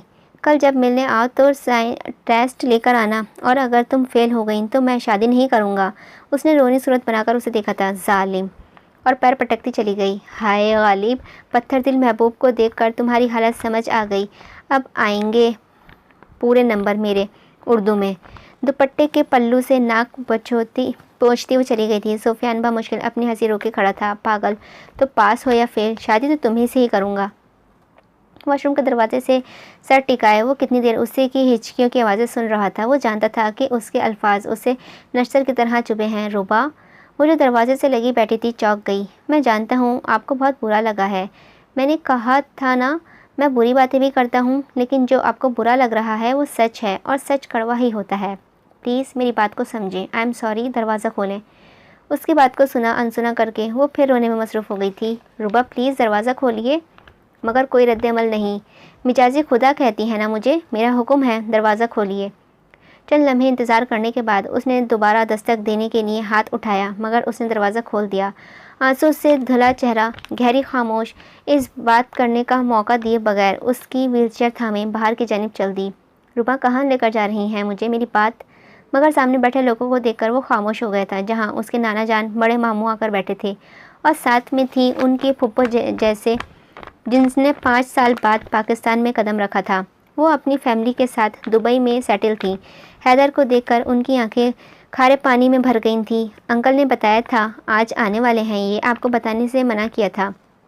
उसकी फुप्पो को उसे जाने वाला देखकर वो उसे छोड़कर किचन की जानिब चल दी, और वो उसकी पुश्त को घूरता रह गया। उसकी फुप्पो उसके सीने से लगाए रोने में मसरूफ़ थी, मगर उसकी आंखें में उसके रोता चेहरा छुपा हुआ था। होश में ही नहीं आने दे रहा था। पुप्पो उसको सबके दरमियान ले आई थी, जहाँ नाना जान मामू उसका इंतज़ार कर रहे थे। उनके चेहरों को खुश देखकर वो पुरसुकून हो गया था। सबको पता चल गया था कि हैदर ठीक होने वाला है, मगर जिसकी वजह से ये सब हो रहा था वो आज नाराज़ थी। उससे वो हर बार गर्दन मोड़कर किचन में देख रहा था, जहाँ उसका हवेला सा नज़र आ रहा था। नाना जान, मामू और पुप्पो ने एक साथ 2 चेक आशिर की जानिब बढ़ाए। आशिर, ये लो। ये क्या कर रहे हैं चाचा जान? आपा, देखो तुमने हैदर के लिए बहुत कुछ किया है। मैं कुछ हमारी जिम्मेदारियां हैं और ये हैदर का हक है। मुझे इसकी ज़रूरत नहीं है। मैं हैदर के इलाज का इंतज़ाम कर चुका हूँ। अगले हफ्ते हैदर अमेरिका जा रहा है। और जिसके बारे में ये बातें हो रही थी उसे तो कोई सरोकार ही नहीं थी। वो तो रुबा को देख रहा था, जो बाहर आने का नाम ही नहीं ले रही थी। आशिक, मैं जानता हूँ तुम इंतज़ाम कर चुके हो, मगर हैदर सिर्फ तुम्हारा बेटा तो नहीं है, हमारा भी है। इसके इलाज में कोई कमी नहीं आनी चाहिए। 100 ज़रूरियात हैदर की हैं जो उसके साथ जाएगा। उसकी वैसे मुझे याद आया, तो कौन जा रहा है हैदर के साथ? नाना जान के सवाल पर सकीना अलर्ट हो गई थी। वो चाय की ट्रे लिए उन सब के बीच आई। चाय नाना जान के सामने की तो उसे देखकर उनके चेहरे पर गुस्सा आ गया था। तुम? इतनी ऊंची आवाज़ उसे ट्रे हाथों में ठड़क गई। हैदर खुद हैरान रह गया था। ये वही वनी लड़की है ना जो हैदर को छोड़कर गई थी, है ना आशिर? उन्होंने सर अज़बात में हिलाकर झुका लिया था। वो खौफज़दा नज़र से उन्हें देख रही थी, जो गुस्से से भर गए थे। ये यहाँ क्या कर रही है? तलाक नहीं दी इसे? हमने तुम्हारा वो फ़ैसला माफ़ कर दिया था आशिर, क्योंकि तुम हैदर का इलाज भरपूर करवा रहे थे, मगर ये फिर से यहाँ क्यों है? ट्रे वहीं छोड़कर फिर किचन में भाग गई थी। सिंक पर झुकी वो फिर रोने लगी थी। ये वक्त भी आना था। अब क्या होगा? उसका दोबारा रोना, उसकी बेइज्जती और सकीना का चोरी हंसना हैदर से बर्दाश्त ख़त्म हो गई थी। बताओ आशिर, ये क्या कर रही है यहाँ? वही जो एक बीवी करती है, अपनी जिम्मेदारियाँ निभा रही है। हवेली में गूंजती उसकी आवाज़ पर सब उसे देखने लगे थे। नाना जान खुद बेयकीनी से उसे देख रहे थे। हैदर इतने ऊंचे लहजे में कभी बात नहीं करता था। मामू, आपको याद है जब चाचू ने वनी का फ़ैसला लिया था, उन्हें पूरा यकीन था कि ये फ़ैसला मेरे हक़ में बेहतर होगा, और मैंने कहा मुझे चाचू की यकीन पर यकीन है। तो देखें, वो यकीन सूद समेत मिला है। मुझे आपको ये नज़र आ गया होगा, वो मुझे छोड़कर गई थी, ये नज़र नहीं आया। मेरे सच को तस्लीम करके वापस भी आ गई। देखें मुझे, क्या मैं आपको चंद माह पहले वाला हैदर लग रहा हूँ, जो मौत के सामने मुँह में था, जिसके गुर्दे ख़राब हो गए थे, जो अल्सर जैसे मर्ज़ में मुब्तला हुआ था? आज मैं बिल्कुल ठीक हुआ हूँ और अनकरीब शायद पहले जैसा हो जाऊँ। क्यों नहीं देखा ये सब सिर्फ उसकी वजह से, जिसने मुझे जीने की उम्मीद, मेरे सारे सवालों के जवाबात दिए। जो हर किसी से मेरे लिए लड़ती है, गलतियाँ सबसे होती हैं। फ़र्क सिर्फ इतना है, किसी को गलती का एहसास होता है तो वो कफ़ारा करता है, और कोई एहसास होते हुए भी बेहिस हो जाता है, और जब सब ठीक होने लगता है वो फिर शामिल होने लगता है। उसने गुस्सैली निगाह सकीना पर डाली, जो सर झुका गई। मगर उसके लिए कोई मुकाम बाकी नहीं रहा। मेरी बीवी है रुबा, और वो मेरी मर्ज़ी से मेरे लिए इस घर में है, और अगले हफ्ते वो मेरे साथ अमेरिका जाएगी, वरना मैं अपने इलाज से इनकार कर दूँगा। उसके फ़ैसले पर आशिर साहब के अलावा सब हैरान हो गए थे। सकीना को आग लग गई थी। हैदर ने दरवाजे में खड़े सुफियान को घूरा कर देखा तो हड़बड़ाकर अंदर आ गया। अंदर लेकर चलो मुझे वहाँ नहीं रहना जहाँ मेरी बीवी की हैसियत पर उंगली उठाई जाए। उन्हें दंग छोड़कर सुफियान उसे ले गया था। फुप्पो अभी भी पीछे ही चली गई। इन्हें इस बात का बिल्कुल फ़र्क नहीं पड़ता था किसी की आना सलामत है, किसकी की नहीं। उन्हें तो बस इस बात की खुशी थी उसके मरहूम भाई की निशानी बच गई है। किचन के बैकडोर से सहन में आ गई थी, जहाँ से हैदर के कमरे की खिड़की मुंसलिक थी। हैदर आते ही पहली नज़र झूले पर उदास बैठी रुबा पर पड़ी। एक ठेस सी उठी दिल में। वो चेहरा जो उसे हंसाने की कोशिश में लगा रहता था, आज उसे गमगीन कर दिया। उसने जब से मुट्ठियाँ भींच कर ली थी। उसके सामने वाली कुर्सी पर पुप्पो ना जाने क्या कुछ पूछ रही थी, क्या कुछ कह रही थी। उसकी नज़र झूले पर बैठी ज़मीन को घूरती रुबा पर ही थी। रात हो गई थी, लेकिन सुबह से वो कमरे में आई ही नहीं थी। अब तो उसे और भी परेशानी होने लगी थी कि वो आएगी भी या नहीं। कहीं नाराज़गी में मुझे छोड़ तो नहीं देगी। क्या ज़रूरत थी हैदर तलाक वाली बकवास करने की? अकेला लेटा वो उन्हीं सोचों में गुम था। दरवाज़ा खुलने की आवाज़ पर उसने सर ऊपर उठाकर देखा तो दरवाज़ा लॉक करके वो मुड़ी। उसे अपनी तरफ आता पाकर उसे सुर्ख रुख मोड़ लिया था। रुबा, मेरी बात सुने, बात करें मुझसे। मगर वो सोफ़े पर लेट चुकी थी। आज मामला कुछ ज़्यादा ही बिगड़ गया था। रुबा प्लीज़ मेरी बात सुने। हैदर, रात बहुत हो गई है, सो जाइए। करवट बदल कर उसने जवाब दिया। हैदर को सिर्फ उसकी पुश्त नज़र आ रही थी। वो उसे अपने पास बुलाना चाहता था। उसकी कराहने की आवाज़ पर उसने एकदम पलटकर उसे देखा। वो अपनी गर्दन मसल रहा था। बहुत दर्द हो रहा है रुबा? दुपट्टा सीधे करती वो उसके पास आई। दराज से बाम निकालकर उसकी जानिब झुकी तो उसने कमर से हाथ डालकर उसे पकड़ लिया, माथा उसके माथे से जोड़ दिया। सॉरी, आई एम सॉरी रुबा। मेरे कहने का मतलब तुम नहीं समझी। नाराज़ मत हो प्लीज़। उसके चेहरे के तासुरात अभी भी बेतासुर थे। अपने चेहरे पर पड़ती उसकी सांसें भी पिघलाने नहीं पा रही थीं। उसकी फिर वही गर्दन शुरू हो गई थी। I am sorry. नरमी से अपना आप उसकी गिरफ्त से निकाल कर हाथ उसी की पकड़ शायद ज़्यादा मजबूत थी जो छूटने से ही नहीं आ रहा था। हैदर, आज सुबह आपने एक फ़ैसला सुनाया था। आप ही कहते हैं अगर फ़ैसला लो तो यकीन रखो सही है और उसकी सफाइयाँ ना दो, लेकिन अगर लगता है गलत है तो सोचो क्यों गलत है। ये हरबा अपने आप पर भी आजमा कर देखी। झुक कर अपना हाथ छुड़ाना चाहा पर वो छोड़ने के इरादे में नहीं था। सोचा ना, गलत है, गलत था मेरा फ़ैसला। इंसान भी कभी हुआ है बग़ैर पाया है, हवा के बगैर रह पाया है जिसने उसका माहौल बदला। आई एम सॉरी तुम्हारी बात, मैं ऐसी परिस्थितियों में दोबारा गिरना नहीं चाहता। Please, I am sorry. मैं नाराज़ इसलिए नहीं हूँ हैदर कि आपने मुझसे तलाक की बात की। मुझे अफसोस सिर्फ इस बात का है कि मेरी मोहब्बत कम पड़ गई सकीना की बेवफाई के सामने। उसे याद करके आपको अपना आप बेबस लगता है तो मेरी मोहब्बत आपको मुअज़्ज़िज़ क्यों नहीं बना पाई? कहाँ कमी रह गई मुझसे? इसी बात का उदास हूँ। बेड के किनारे पर उसके साथ बैठती वो हथेलियों को से घूरने लगी थी। आप नहीं, मैं सॉरी हूँ हैदर। मैं शर्मिंदा हूँ आपसे। मेरी हर कोशिश के बावजूद आपके एहसास कमतरी से नहीं निकाल पाई।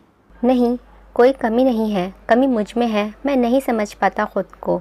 मुझे क्या हो गया था? मैंने बस तुम्हें इस कपड़े में देखा जो कुछ वक्त पहले उस लड़की ने पहना था जिससे मुझे शदीद नफ़रत है। आपको वो नहीं लेना चाहिए था। वो आप लाए थे हैदर इतने प्यार से। मुझे सिर्फ ये नज़र आया कि उसमें आपकी मोहब्बत है, दुआएं हैं। इसमें वो मोहब्बत थी जिसका वजूद मिट चुका है और मुर्दा मोहब्बतों की निशानियाँ सिवाय अजियत के कुछ नहीं देती। इस वक्त मुझे वो दुपट्टा कम और कफन ज़्यादा लग रहा था। वो कफन जो मेरी और सकीना की मोहब्बत के जनाजे पर लिपटा था। मैं नहीं चाहता था उसकी सोगवारियत आप पर छाए, वो आपको ताना दे उतरन का। आपने खुद को भी इसी अल्फाज से नवाजा था। पानी से भरी आंखें शिकवा कुना उसे देख रही थीं जिस पर वो सर झुका गया था। उसने मुझे छोड़ दिया। मैंने उसके दिल पर भी दस्तक दी थी जहाँ से मुझे खाली हाथ लौटा दिया गया था। मेरी मजबूरी को देखकर और फिर वनी जैसी रस्म में सज़ा बन गया। मैं आपकी ये बात मुझे रोज़ अंदर से ज़ख्मी करती है कि मैं आपको सज़ा के तौर पर दिया गया हूँ, लेकिन मैंने आपको कभी सज़ा नहीं समझा होता तो वापस क्यों आती? मैं तो मोहब्बत लेकर आई थी हैदर। मेरा क्या कसूर था जो मुझे आप सज़ा दे रहे हैं? सकीना हमारे बीच कैसे आ गई? उसने हैरत से उसे देखा। वो हमारे बीच कभी नहीं आ सकती, समझिए आप। उसकी आंखों में नज़र गाड़े जिसे वो उसे तनबिया कर रहा था। चंद लम्हे उसका चेहरा देखने के बाद वो उठने लगी तो उसने फिर हाथ पकड़ लिया। मुझे माफ़ कर दिया ना? उसने मुस्कुराकर उसके हाथ पर हाथ रखकर अज़बात में सर हिलाया। हैदर के चेहरे पर भरपूर मुस्कुराहट आ गई थी। नाश्ते की मेज़ पर नाना जान, मामू, पुप्पो, आशिर साहब, हादी पुप्पो का बेटा, घर का हर फर्द मौजूद था सिवाय हैदर के। वो अपने कमरे में ही नाश्ता करता था, बल्कि वो ज़्यादा रहता ही कमरे में था। हॉटपॉट टेबल पर रखते वो नाना जान की तीखी नज़रें खुद पर महसूस कर सकती थी।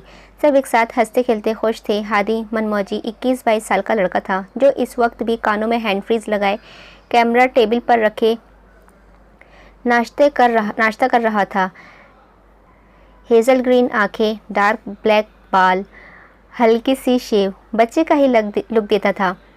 ऊपर से उसकी फैंटेसी सी पीच कलर की शर्ट और हम रंग ट्राउज़र, नाजुक सी जान जिसके देखकर एक बार हंसकर सकीना उसके बाल बिगाड़ चुकी थी, जिस पर उसने नागवारी से उसे देखा था। कह भी कह सकता था, छोटा जो था। हैदर भाई हमारे साथ नाश्ता नहीं करेंगे?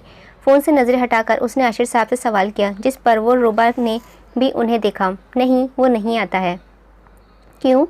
रुबा और हादी के मुंह से एक साथ सवाल पर सब ने देखने लगे थे। भाभी आप भी पूछ रही हैं क्यों? उसके सवाल पर वो बौखला सी गई। नहीं, मेरा मतलब क्यों नहीं आएंगे, मैं लेकर आती हूँ। उसे जाता देखकर नाना जान ने आशिर साहब को हैरत से देखा। पिछले 8 महीनों से हैदर सबके साथ नाश्ता नहीं करता, जिस पर उन्होंने नफ़ी में सर हिलाकर कप नीचे रखा। वो अपने कमरे तक महदूद हो गया है। उसे अच्छा नहीं लगता घुलना मिलना। बहुत ज़ोर लगाया मैंने, मगर कभी नहीं। तो जो तुम नहीं कर पाए वो ये लड़की कर लेगी। हैदर अपनी ज़िद का पक्का है, वो उसे मना लेगा मगर आएगा नहीं। आशिर साहब ने सर्द आह भरकर उसके कमरे की जानिब देखा। हैदर की ज़िंदगी बदल रही है चाचा, वो ज़रूर आएगा।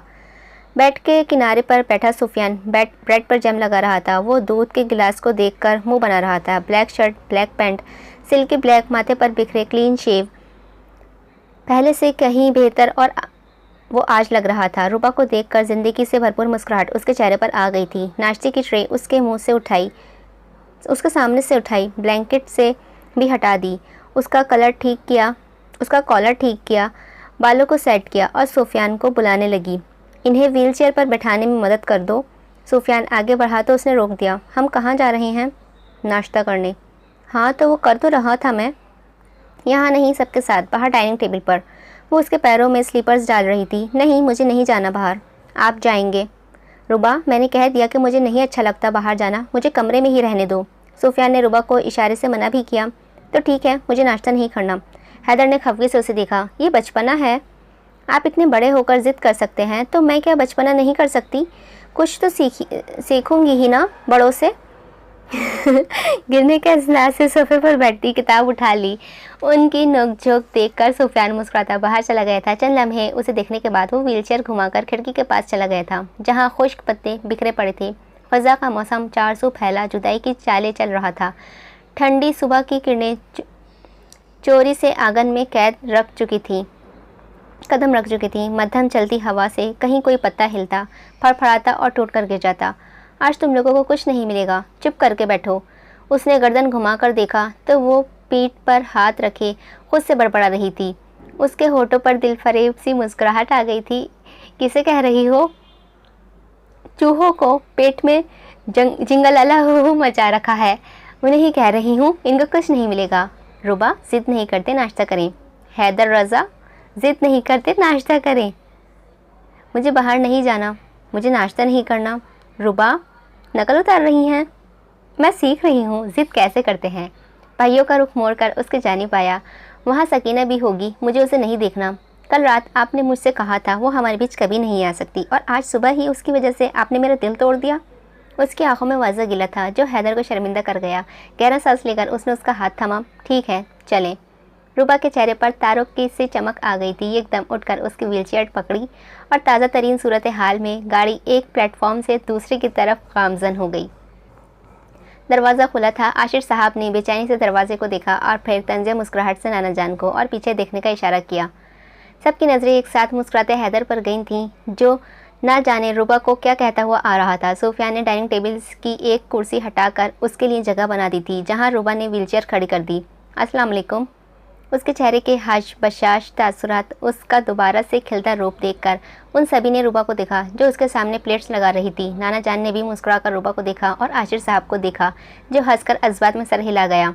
सकीना, सुफियान, रूबा सबको सर्व करने में लगे थे। सुफियान तो हैदर के आगे पीछे ही था। सुफियान, मैं ठीक हूँ, बैठकर नाश्ता करो। उसे खड़ा देखकर हैदर ने कहा तो वो भी एक कुर्सी पर बैठ गया। रूबा, आप भी बैठ जाएं। जी हैदर, बस ये कहा ना बैठ जाएं। दूसरे पल पर लहजा ज़रा रोबदार था, जिस पर उसने हार मान ली। सबको उसने बैठने का कहा था। सबसे पहले कि सिवाय सकीना के नाश्ता ख़त्म करके आशिर साहब जाने के लिए उठे तो मामू भी साथ ही उठ गए। हैदर से चंद देर गुफ्तगू के बाद नाना जान भी पुप्पो को लेकर ड्राइंग रूम में बैठ गए थे। टेबल पर अब सिर्फ सकीना, सुफियान, हैदर और हादी थे। नाश्ता तो सब ने कर लिया था, वैसे ही बातें करते रुक गए।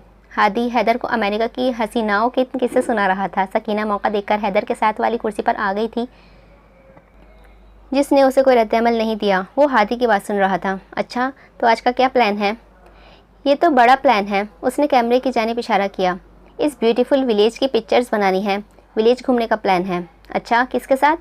चाय का कप लबों से लगाते वो बात हादी से कर रहा था और नज़रें रूबा को घूर रही थी, जो गंदे बर्तन समेटने में लगी थी। सकीना ने कहर आलूदा नज़रें उस पर डाली। मैं यहाँ हूँ हैदर भाई। रूबा के सामने होकर उसने हाथ हिलाया तो चाय मुंह से बाहर आ गई। उसे ठसका सा लगा था। हैदर, क्या हुआ? वो परेशानी से उसकी पीठ सहलाने लगी। सांस बहाल होने के बाद उसने हादी को देखा तो दोनों खिलखिलाकर हंस दिए। सुफियान भी मुंह नीचे किए हंस रहा था। रूबा हैरत से उन्हें देख रही थी। क्या हुआ? कुछ नहीं भाभी। हैदर भाई की निगाहें कहीं और थी और निशाना कहीं और। वो कन्फ्यूजन से उसे देखने लगी, फिर बर्तन उठाकर किचन में चली गई। सुफियान, हादी को गाँव की सैर करवा दो। उसने हैरत से हैदर को देखा। लेकिन हैदर भाई, आप? रुबा है, उसके होते किसी की फ़िक्र? कैसी फ़िक्र? सकीना को तो मुकम्मल नज़रअंदाज ही किया जा रहा था। हाँ सुफियान, मैं भी तो हूँ हैदर के पास, चलो हैदर कमरे में छोड़ दूँ। हैदर ने कोई भी जवाब दिए बगैर सुफियान को बुलाया। मुझे फुप्पो और नाना जान के पास ले चलो। सकीना को आग लग गई, गुस्से से किचन में गई। तुमने जादू किया है ना उस पर? रुबा ने हैरत से उसे देखा। तुमने नशा किया है? बकवास बंद करो। पहले वो मुझसे बात करता था, जब से तुम आई हो मुझे देखता भी नहीं। रिश्ता टूटने के बाद भी हमारी बात होती थी, लेकिन अब तो वो बिल्कुल ऐसे जैसे मैं हूँ ही नहीं। अपना ये मुकाम तुमने खुद बनाया है। वो तुम्हें इज्जत देते थे, मगर तुमने अपना आप खुद गिराया उनकी नज़रों में। ये बात तो मुझे भी तुमसे करनी थी कि तुम्हें शर्म नहीं आती उनके दिए तोहफे का गलत इस्तेमाल करते हुए। पहले तुमने उसे धुतकार कर रख दिया, और अब जब तुम दोबारा हैदर को पाने की कोशिश कर रही हो तो उसे इस्तेमाल कर लिया। याद रखना, अब इस राख में फूंक मारोगी ना तो सिर्फ राख उड़ेगी, क्योंकि अब कोई चिंगारी बाकी नहीं रही है। अपना आप आलूदा करने की बजाय अपनी ज़िंदगी में आगे बढ़ जाओ। नैपकिन से हाथ पोंछती वो बाहर जाने लगी, जब वो फिर चीखी, ऐसा कैसे जाने दूँ हैदर पर? मेरे पहला हक है। तुम तो वनी हो, और वनी की कोई औकात नहीं होती। वो सिर्फ एक निशानी होती है कि हमने कातिलों पर रहम खाया, वरना तुम्हारा भाई जेल में सड़ रहा होता। वो बीवी का मुकाम कभी नहीं देगा तुम्हें, ना अब न ठीक होने के बाद। अपनी औकात मत भूलना, वनी कहीं की। उसे खरी खरी सुनाकर वो चली गई। रुबा की आंखें ये एकदम ही आंसू से भर गई थी। हैदर की आवाज़ पर आंसू पोंछती कमरे में आ गई। रुबा, वो मुझे बुक तो दे दें जो मैं रात को पढ़ रहा था। शायद सुफियान ने शेल्फ में रख दी है। अज़बात में सर हिलाकर वो शेल्फ की जानिब मुड़ गई थी। किताब पकड़ाते हैदर ने उसके चेहरे को देखा तो परेशान सा हो गया। रुबा, क्या हुआ है? नफ़ी में सर हिलाकर मुड़ने लगी। मेरी तरफ देखिए। आंसू से बोझल आंखें उसने उसके जानिब उठाई तो छलक गईं। उसे अपने पास बिठाकर चेहरा हाथों में थामा। क्या हुआ? सकीना ने कुछ कहा है? उसके कहने या ना कहने से हकीकत तो नहीं बदलेगी ना? कैसी हकीकत? यही कि मैं निशानी होकर आपने मेरे घर वालों पर रहम किया है। मैं वनी हूँ, आपकी बीवी नहीं। मुझे वो मुकाम कभी नहीं मिलेगा। मैं आपकी बीवी हूँ ना हैदर? जिस पर उसने नफ़ी में सर हिलाया, वो बेयकीनी से उसे देखने लगी। आप मेरी बीवी नहीं हो। बीवी वो होती है जो ज़िंदगी बांटने आती है, नस्लें बढ़ाने आती है। आप तो मेरी शरीक हयात हो, मेरी ज़िंदगी का आधा हिस्सा, या यूँ कहो मेरी आधी उम्र हो। पर चीज़ से आजिज़, मेरे दुख सुख दर्द गम सब बांटना है आपने, और आपका मुकाम भी आपको ज़रूर मिलेगा। बस दुआ करो मैं ठीक हो जाऊँ। उसके बालकान के पीछे उड़ेस कर आंसू पोंछे। चलें, मुझे इस्माइल करके दिखाएं मेरी मॉर्निंग गुड करने के लिए। Haider, I love you. उसके होठों पर दिलकश मुस्कुराहट आ गई थी। अच्छा ठीक है। उसने मुंह बनाकर उसे देखा। आई लव यू ना? अच्छा बाबा ठीक है। गुस्से से हाथ चढ़ाकर वो उठ गई, मुंह बनाकर उसे देखा और अलमारी की तरफ चली गई। नाशुक्रे, कभी नहीं सोचा था इतना अनरोमांटिक हस्बैंड मिलेगा। सूटकेस उतारती वो बड़बड़ा रही थी और वो उसके शगुफ़े सुन रहा था। वो मन ही मन में अपने ठीक होने की दुआएं कर रहा था। तभी तो वो उससे इजहार करता। सुफियान, ट्यूबवेल में जाओ ना, मैं तुम्हारी पिक्चर्स बनाता हूँ। किसानों, फसलों, दरख्तों और ना जाने किस किस की तस्वीर खींचने के बाद वो सुफियान से डिमांड कर रहा था। पीच कलर की ढीली सी शर्ट जिस पर बीच प्रिंट हुआ था, वाइट ट्राउज़र, माथे पर बिखरे बाल, पैरों में कैची चप्पल। वो रफ से होलिये में ही बाहर आ गया था। उसके बरअक्स लाइट ब्लू कलर की शर्ट, ब्लू जीन्स में सुफियान काफ़ी जाजिब नज़र आ रहा था। कोई दूर से ही देखे तो यही सोचता सुफियान इसका मालिक है। नहीं, मैं खुले में नहाता नहीं, और वैसे भी कपड़े ख़राब हो जाएंगे। तो ठीक है, तुम पिक्चर बनाओ, मैं जाता हूँ। कैमरा उसे थमाकर वो ट्यूबवेल में कूद गया था। सुफियान उसकी तस्वीरें बना रहा था। वो कभी पानी के बहाव को रोकने की कोशिश कर रहा था, अब तो कभी अपने सीने पर गिरता महसूस करता। अचानक उसकी खिलखिलाती हंसी सुनाई दी। उसने बाग के जानिब देखा और शायद तब हादी के बचपने हंसी और लाओबालेपन से हमेशा के लिए खैराबाद कह दिया। सफ़ेद सूट पर धानी आंचल, सुरमे से भरी आंखें, खुले बाल और हाथों में अमरूद। देखकर लगता है पहली दफ़ा ट्यूबवेल देखा है। सुफियान ने आंखों से कैमरा हटाकर किनातोज नज़रों से ज़ेबू को देखा, जो अपनी सहेलियों के साथ आज फिर बाग में घुसी हुई थी। हादी अभी भी साकिन उसे ही देखे जा रहा था, जो सुफियान को ऐसे देखता पाकर वहाँ से चली गई थी। हादी की नज़रों ने उसका दूर तक ताक़ुब किया था। हादी, हादी। सुफियान के पुकारने पर वो बौखला सा गया। ये कौन थी? ये रुबा भाभी की बहन थी। उसके चेहरे पर चमक आ गई थी। नाम क्या है इनका? ज़ेबू, मेरा मतलब ज़ेबा। गीले कपड़ों समेत वो ट्यूबवेल से बाहर आया। चलो घर चलें, लेकिन अभी तो आधा गाँव भी नहीं हुआ। बस जितना देख लिया उससे आगे अब देखना भी नहीं। कैमरा उसके हाथ से लेते वो खोए खोए अंदाज से आगे बढ़ रहा था। खेतों में 400 उसे अब भी वो गूंज सुनाई दे रही थी। चमकती धूप में धनक की तरह उसका आंचल लहराता नजर आ रहा था। उसने दिल पर हाथ रखकर गहरा सांस लिया। ओह हौसला। सुनो, मुझसे नाराज़ ना होना, कहीं खामोशियाँ ना कर ले कि वो तो बदगुमानियों का समा होती है ना। मेरी आंसू के यूं बेमोल ना करना, मोहब्बतों की ज़बानें टाल मटोल ना करना। नदीम नाश्ते की टेबल पर टोस्ट पर जैम लगा रहा था। वो हसरत से उसे देख रही थी। पिछले हफ्ते उनकी शादी की सालगिरह थी। उसने पूरा अरेंजमेंट किया था, गिफ्ट लिया था, मगर वो भूल गई। शाह के साथ सो गई और वो इंतज़ार करता रह गया। और इस दिन से आज तक वो उससे बात नहीं कर रहा था। अगली सुबह उसके कमरे की अरेंजमेंट, कार्ड्स, गिफ्ट्स देखकर वो कितनी ही देर रोती रही थी, अपनी याददाश्त का मातम करती रही। आज कितनी कोशिशों में आज एक कोशिश की थी अंडे का हलवा बनाकर। वो चाय पी रहा था, हलवा खाना तो दूर, उसे देखा भी नहीं। नदीम, हलवा नहीं खाया? बिल्कुल वैसा ही है जैसा आपको पसंद है। मन नहीं है। चाय का कप रख कर ओवरऑल उठाया जाने लगा था जब उसने हाथ पकड़कर उसे गर्दन घुमाकर उसे देखना, जो आंखें खारे पानी से भरे बैठी थी। सॉरी नदीम, उसने नरमी से उसका हाथ हटाया। गेस्ट रूम तैयार करवा देना, हैदर और उसकी वाइफ यही रहेंगी। वो मैंने करवा दिया है नदीम, आई एम सॉरी। उसका रास्ता रोकने से उसे लगता था शायद वो रुक जाए, मगर उसे एक तरफ खिसका कर वो दरवाजे से बाहर निकल गया और वो पीछे रोती रह गई थी। गाड़ी में बैठकर उसने सर पीछे सीट से टिकाकर आंखें मूंद दी। बंद आंखों से आंसू निकलकर कॉलर में जज्ब हो गए। तुम भूल चुकी हो नाजी कि तुम मेरी मोहब्बत थी, तुम मुझे भूल गई। खुद को कंपोज करता वो हॉस्पिटल के लिए निकल गया। उसे लग रहा था शायद नाजी और उसकी ज़िंदगी पहले जैसे कभी नहीं होगी। नाजी को कभी एहसास नहीं होगा कि वो शाह में किस कदर मसरूफ़ हो गई है, कि अपने शौहर को भूल गई है, मगर शायद कोई था जो आ रहा था उनके रिश्तों की ग्रह खोलने। 373। Good morning Haider. मुस्कुराकर उसने इस बात में सर हिलाया। व्हीलचेयर घसीटती उसके करीब आई, बैकग्राउंड से उसकी टेक लगवाई। जमाई लेते उसने बालों को पर की जानिब हाथ फेरा तो वो फिर बिखरे कर माथे पर आ गए थे। वो सर झुकाए अपने पैरों को देख रही थी। क्या हुआ रुबा, कोई बात है? हैदर, वो सुफियान बीमार है और हादी आशिर अंकल के साथ गांव से बाहर है, शाम तक आएंगे। तो क्या? उसने आके सुकेड़ उसे देखा। तो आज आपके सारे काम मैं करूँगी। मैं आपको वॉशरूम ले जाऊँ? नहीं, कभी नहीं। उसका रुख कड़क आवाज़ पर पूरे कमरे में गूंज रही थी, जो उसे कांपने पर मजबूर कर गई। और वो ना जाने किस किस को फ़ोन मिला रहा था। हर तरफ से ना ही थी, कोई भी मेल नर्स नहीं मिल रहा था। उसने भी इसे कोशिशों से नहीं रोका। तकरीबन पौने घंटे बाद वो फिर उसके करीब आई। रुबा, दूर रहिए। चंद लम्हे वो उसका चेहरा देखती रही और फिर कमरे से चली गई। उसके जाने के बाद उसने फ़ोन ज़मीन पर पटक दिया। ना जाने क्यों आज इतने महीनों बाद वो फिर टूट रहा था। मोहताजी अपना आप दिखाने आ गई थी। उसका दिल कर रहा था शर्मिंदगी से डूब मरे। उन्हीं सोचों में गुम उसने दरवाजे की जानिब देखा, जहां माली रुबा के साथ चला आ रहा था। साहब को व्हीलचेयर पर बैठाने में मदद कर दो। व्हीलचेयर की पोजीशन सेट करने के बाद उसके सर की तरफ आई। रुबा, मैंने मना कर दिया है। रफ़ीक भाई, मजबूत हाथों से पकड़िएगा। उसने घूर कर रफ़ीक को देखा, जो कंबल हटाकर उसे उठाने की तैयारी कर रहा था। उसके लाख इनकार के बावजूद भी उन्होंने उसे व्हीलचेयर पर शिफ्ट कर लिया था। शुक्रिया रफ़ीक भाई। कोई बात नहीं, ज़रूरत हो तो मुझे बता दीजिएगा, मैं घर देर से चला जाऊँगा। नहीं, ज़रूरत नहीं है, आप जाएं, मैं देख लूँगी। मुस्कुराकर वो पलटा। कितनी नेक बीवी है।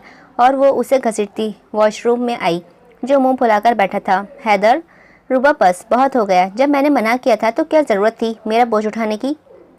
हैदर, आप बोझ नहीं हैं, मुझ पर मेरी जिम्मेदारी है मेरी। वो झुककर उसके शर्ट के बटन खोलने लगी तो उसने व्हीलचेयर पीछे धकेल दी। बाहर जाएं, मैं कर लूँगा। हैदर, क्या बच्चों की तरह जिद कर रहे हैं? वो उसकी जानिब बढ़ी तो वो फिर पीछे खिसकने लगा, मगर इस बार रुबा ने व्हीलचेयर ही पकड़ ली। फिर उसके इनकार के बावजूद उसने उसका हर काम किया था। उसके कपड़े तक बदलने में उसकी मदद की थी। इस दौरान वो बस शर्मिंदगी से सर झुकाए बैठा था और ये बात रुबा को अंदर से तकलीफ दे रही थी। उसे शर्मिंदगी के साथ शर्म भी आ रही थी, जो शायद आंसू बनकर आंखों के किनारों पर पहुंच गई थी। उसे फ्रेश करवाने के बाद वो कमरे की जानिब आई। बेडशीट तब्दील करने के बाद वो उसकी जानिब मुड़ी तो अभी भी मुंह लटकाए बैठा था। हैदर, हो गया, चलें आपको बेडशीट पर शिफ्ट कर दूं। नहीं, मैं ठीक हूँ यहीं। मगर वो व्हीलचेयर बेड तक लाई, आराम से उसके पैर पायदान से उतारकर ज़मीन पर रखे। रुबा, आप अकेले नहीं। बात मुकम्मल होने से पहले ही वो उसके मुंह पर हाथ रख चुकी थी। घुटनों के बल बैठकर उसने चेहरा उसके बराबर किया और मोहब्बत से उसके माथे को छुआ। हैदर, मैं कर लूँगी। आपको पता है मुझे आज कितनी खुशी हुई आपकी खिदमत करके। आज मैं अपने आप को आपकी बीवी महसूस कर रही हूँ, वरना जब मैं आपको कोई काम नहीं कर पाती मुझे अजनबी सा महसूस होता है। और वैसे भी मोहब्बत में तो सब करना पड़ता है। मुझसे कैसी शर्म, कैसा पर्दा। ये सब जो मैंने किया वो मेरा हक है, मेरी जिम्मेदारी है, मेरा फ़र्ज़ था जो मुझे करने देना। मुझे जन्नत में आपके साथ ही रहना है। अपनी बात मुकम्मल करके उसके मुंह से हाथ हटाया जो नम आंखों से उसे ही देख रहा था। लेकिन इसका मतलब ये तो नहीं तो मेरी गंदगी उठाओ, मेरा वज़न उठाओ। अगर मुझे संभालते तुम्हें चोट लग जाती तो मैं मरहम लगवाती, आपसे अपना सर दबवाती, टांगें दबवाती, आपके बाजू पर सर रखकर इतना सोती कि वो दर्द से कर्राह उठता, पूरा बदला लेती। मगर हाय रे किस्मत, कुछ नहीं हुआ, पैर भी नहीं फिसला। उसने एक हसरत से आ भरी और वो बस उसे देखता रह गया, जो हर बात कितनी आसानी से बदल जाती थी। मुझे घूरते ही रहेंगे क्या, नाश्ता भी करना है। अपनी पूरी हिम्मत से उसने उसे उठाकर बेड पर बिठाया, फिर पैर उठाकर बेड पर रखने के बाद उसको सीधा किया और बेड ग्राउंड से टेक लगवा दी। फिर हाथ झाड़ती गहरी सांस खारिज की और हंसकर उसे देखा, मैंने कर लिया ना। मगर देखें, मुझे फिर कुछ नहीं हुआ। इतने भी कोई पहलवान नहीं हैं आप, और ना ही मैं इतनी कमज़ोर। आप आराम करें, मैं नाश्ता लाती हूँ। उसे मुस्कुराता छोड़कर वो चली तो दरवाजे के पास रुक कर उसे देखा जो सर झुकाए बैठा था। हैदर, उसने सवाली नज़रों से उसे देखा। शर्माए मत, मैंने कपड़ा बदलते आपको बिल्कुल नहीं दिखा। हैदर का मुंह खुला रह गया। उसने कुशन उठाकर उसे मारना चाहा तो वो हंसती गायब हो गई और फिर वो भी हंस दिया। पागल, हमें तुमसे प्यार कितना ये हम नहीं जानते, मगर जी नहीं सकते तुम्हारे बिना। वो किचन में नाश्ता बना रही थी और साथ साथ गुनगुना रही थी। सकीना दरवाजे में खड़ी उसे खुशी ही देख कर जल भुन रही थी। खैरियत है, बड़े गीत गाए जा रहे हैं आजकल बेशर्मों की तरह। रूबा ने गहरा सांस लेकर दलिया बाउल में डाला। मैंने एक हिसाब लगाया है, तुम्हारे दिन में 2-3 बार तुम्हारी हो ना जाए ना, तब तक तुम्हारा खाना हजम नहीं होता। पर आज बिल्कुल भी मूड ख़राब करने का मूड नहीं है। ट्रे उठाकर किचन से बाहर चली गई। वो कमरे में आई तो वो कुरान की तिलावत कर रहा था। नाश्ता टेबल पर रख कर वो इंतज़ार करने लगी। वो दिन ब दिन अच्छा होता जा रहा था। कमलाया सा चेहरा अब खिला खिला फ्रेश रहता था। होठों पर एक मुस्तकिल मुस्कुराहट ने अहाता कर लिया था। वो बातें सुनाने लगा था रूबा, और उसकी नोक झोंक होने लगी थी। रूबा उसे तंग करती तो वो मसनूई और कभी कभी असली गुस्सा भी करता। वक्त सबसे बड़ा मरहम होता है, गुजर जाता है और वक्त के साथ हर जख्म भर कर मुज़्ज़मिल हो जाता है। ये 2.5 महीने रूबा के लिए 250 साल की मांद गुजरे थे। वही जानती थी कि उसने कैसे ज़र्रा ज़र्रा जोड़ कर हैदर को वजूद को दोबारा संजोया है, कैसे उसकी ज़िंदगी जीने की खोई हुई उम्मीद को वापस लाई है, कैसे वो उसके सकीना की बेवफाई से बाहर लाई है, कैसे उसने उसको मौत की दुआ को ज़िंदगी की दुआ में बदली। वो हाथ उठाकर दुआ मांग रहा था और फिर एहतराम से कुरान पाक दराज में रख दिया। क्या मांगा? यही कि मैं अमेरिका से वापस अपने पैरों पर चलकर आऊँ। बेड के किनारे पर बैठकर उसने ट्रे सामने रखी। दलिये को देखकर हैदर के तासुरात कुछ अच्छे नहीं थे और रूबा के हाथों से चम्मच उसके मुंह तक पहुंचने तक वो और बिगड़ गए थे। मगर फिर भी उसे हलक से उतार लिया और वो उसे खिला रही थी। अब वो नज़रें उठाकर देख भी नहीं रहा था।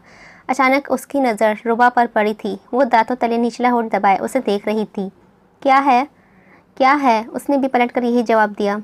रूबा, क्या है? हैदर, आपको क्या है? ये चोरी चोरी हंसी किस बात की आ रही है? आप ये नई नवेली दुल्हन जैसी अदाएं क्यों दिखा रहे हैं? उफ मेरे अल्लाह, आप कितना शर्माते हैं। मैं लड़की होकर इतने नखरे नहीं करती जितने आप लड़के होकर कर रहे हैं। हा हा हा। उसने आंखें छोटी करके उसे देखा था। आप ना आज बहुत बेबाक बातें कर रही हैं। चम्मच नीचे करके उसने मसनूई गुस्से से कहा, जिस पर वो आंखें सटपटाकर मासूम से देखने लगी। आपने मुझे बेशरम कहा? हाँ जी। अच्छा जी, चलिए कोई बात नहीं, हक है आपका, क्योंकि मुझे अपना आप बीवी कम और शौहर ज़्यादा लगता है। हा हा हा। एक शोशा छोड़कर वो हंसने लगी। हैदर ने मुस्कुरा कर सर झटक कर जब दरवाजे से आती सकीना पर नज़र पड़ी, एक नज़र हंसती रूबा को देखा और फिर उसका चेहरा तन कर सपट हो गया था। अंदर आती उससे पहले ही हैदर ने उसे हाथ के इशारे से वापस जाने का कह दिया था।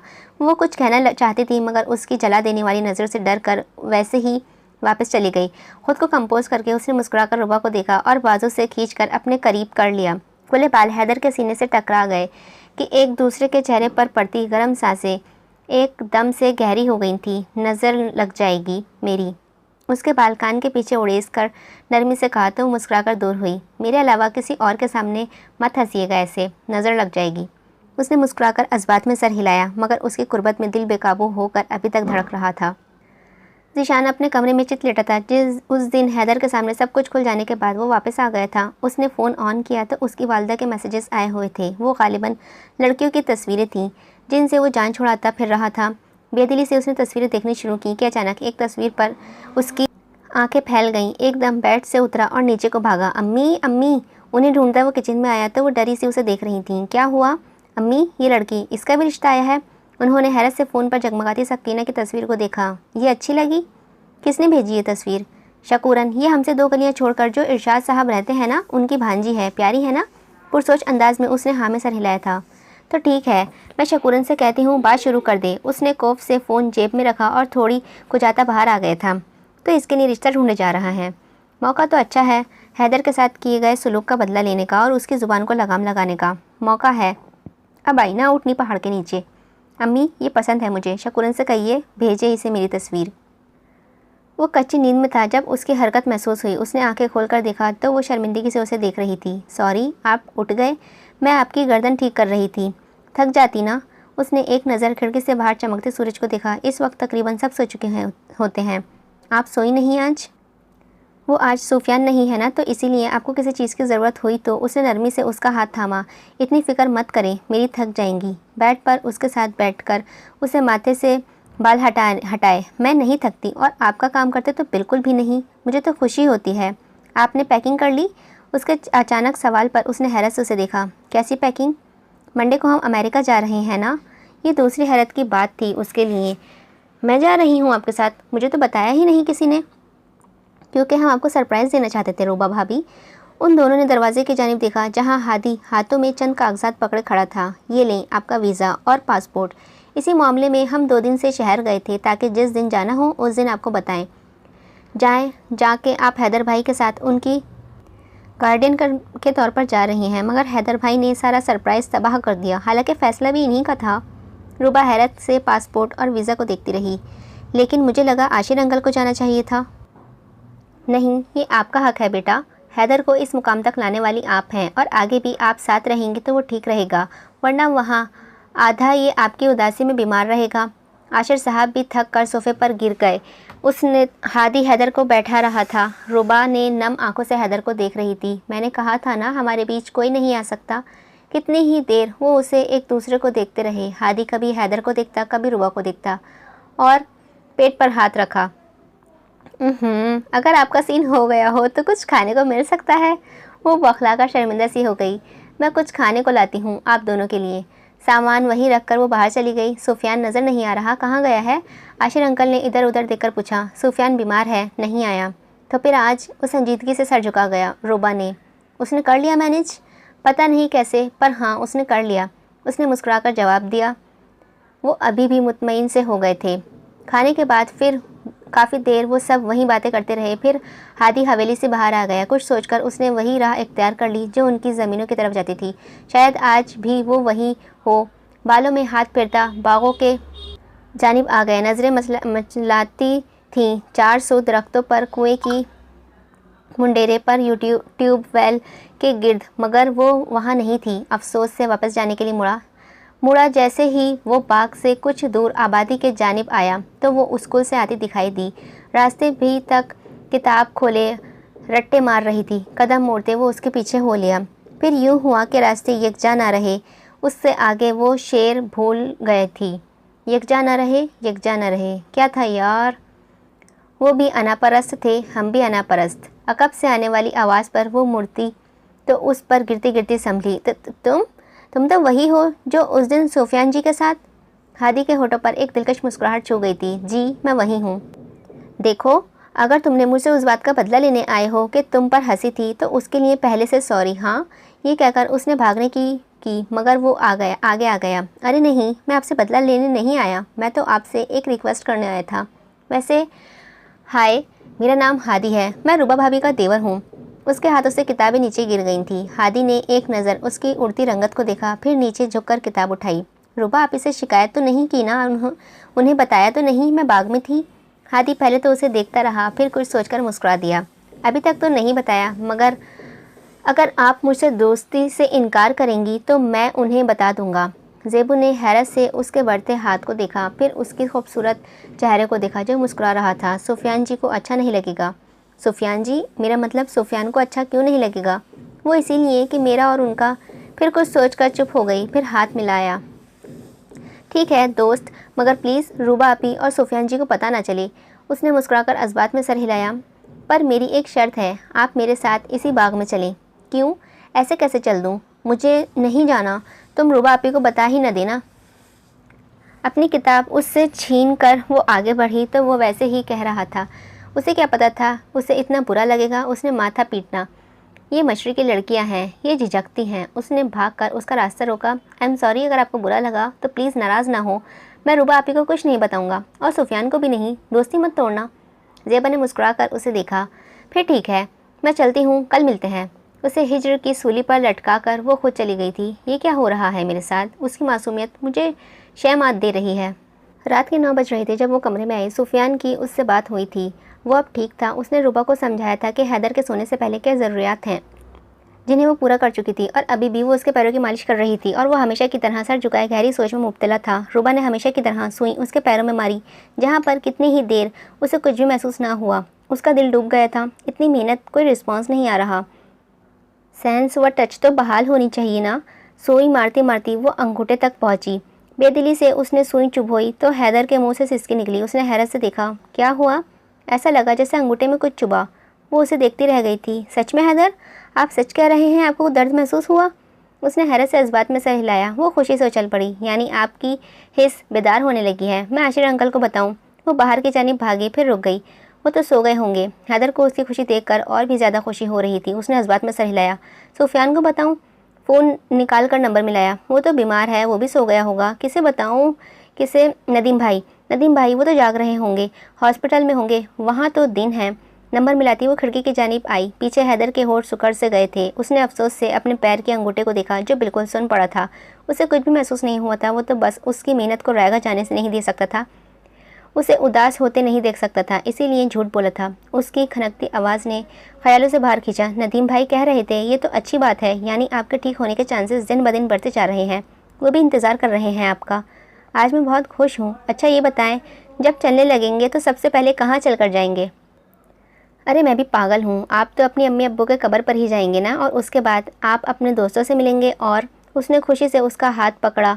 और हम पूरा गांव घूमेंगे। और उसके बाद अचानक उसके लबों पर हाथ रखा। जब मैं चलने लगूंगा तो अपना पहला कदम आपकी जानिब लूँगा। वाओ! उसने मोहब्बत से उसके बाल चेहरे से पीछे किए। हर वक्त बिखरे क्यों रखती हैं इन्हें? दराज में से कंघा निकालकर उसे घूमने का इशारा किया। उसके बाल बांधने लगा। मैं जब चलूँगा तो पहला कदम आपकी जानिब लूँगा, उसका शुक्रिया अदा करने के लिए जिसने मुझे चलने के काबिल बनाया, जिसने मुझे मेरी अहमियत बताई, जिसने मुझे जीना सिखाया। मैं पहला कदम रुबाइशा हैदर रज़ा की तरफ लूँगा। बाल समेटकर थोड़ी उसके कंधे पर रख दी। उसने मोहब्बत से उसके गाल को छुआ तो उसने घूमकर चेहरा उसके सीने से छुपा लिया था, जिस पर वो खिलखिलाकर हंस दिया। दोबारा सुइयां मत चुभोइएगा, अब दर्द होता है मुझे। एवं अपनी मेडिकल साइंस के तजुर्बे मुझ पर करती रहती हैं। उसने मुस्कुराकर अपने आंसू साफ किए। सब ठीक होता जा रहा था, मगर शायद अभी कुछ देर थी। हा, तुमने सच में ऐसा किया? मतलब तुम्हारा दिमाग में खुराफात आती कहाँ से हैं? कुर्सी पर रस्सी बांध कर खींचना पर तुम्हारी पेंसिल नीचे गिर गई थी। अगर तुम पकड़ी जाती तो?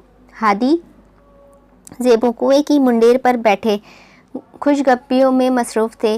वाइट कलर की shirt, black dress, pant, coat में मुंडेर पर पड़ा था।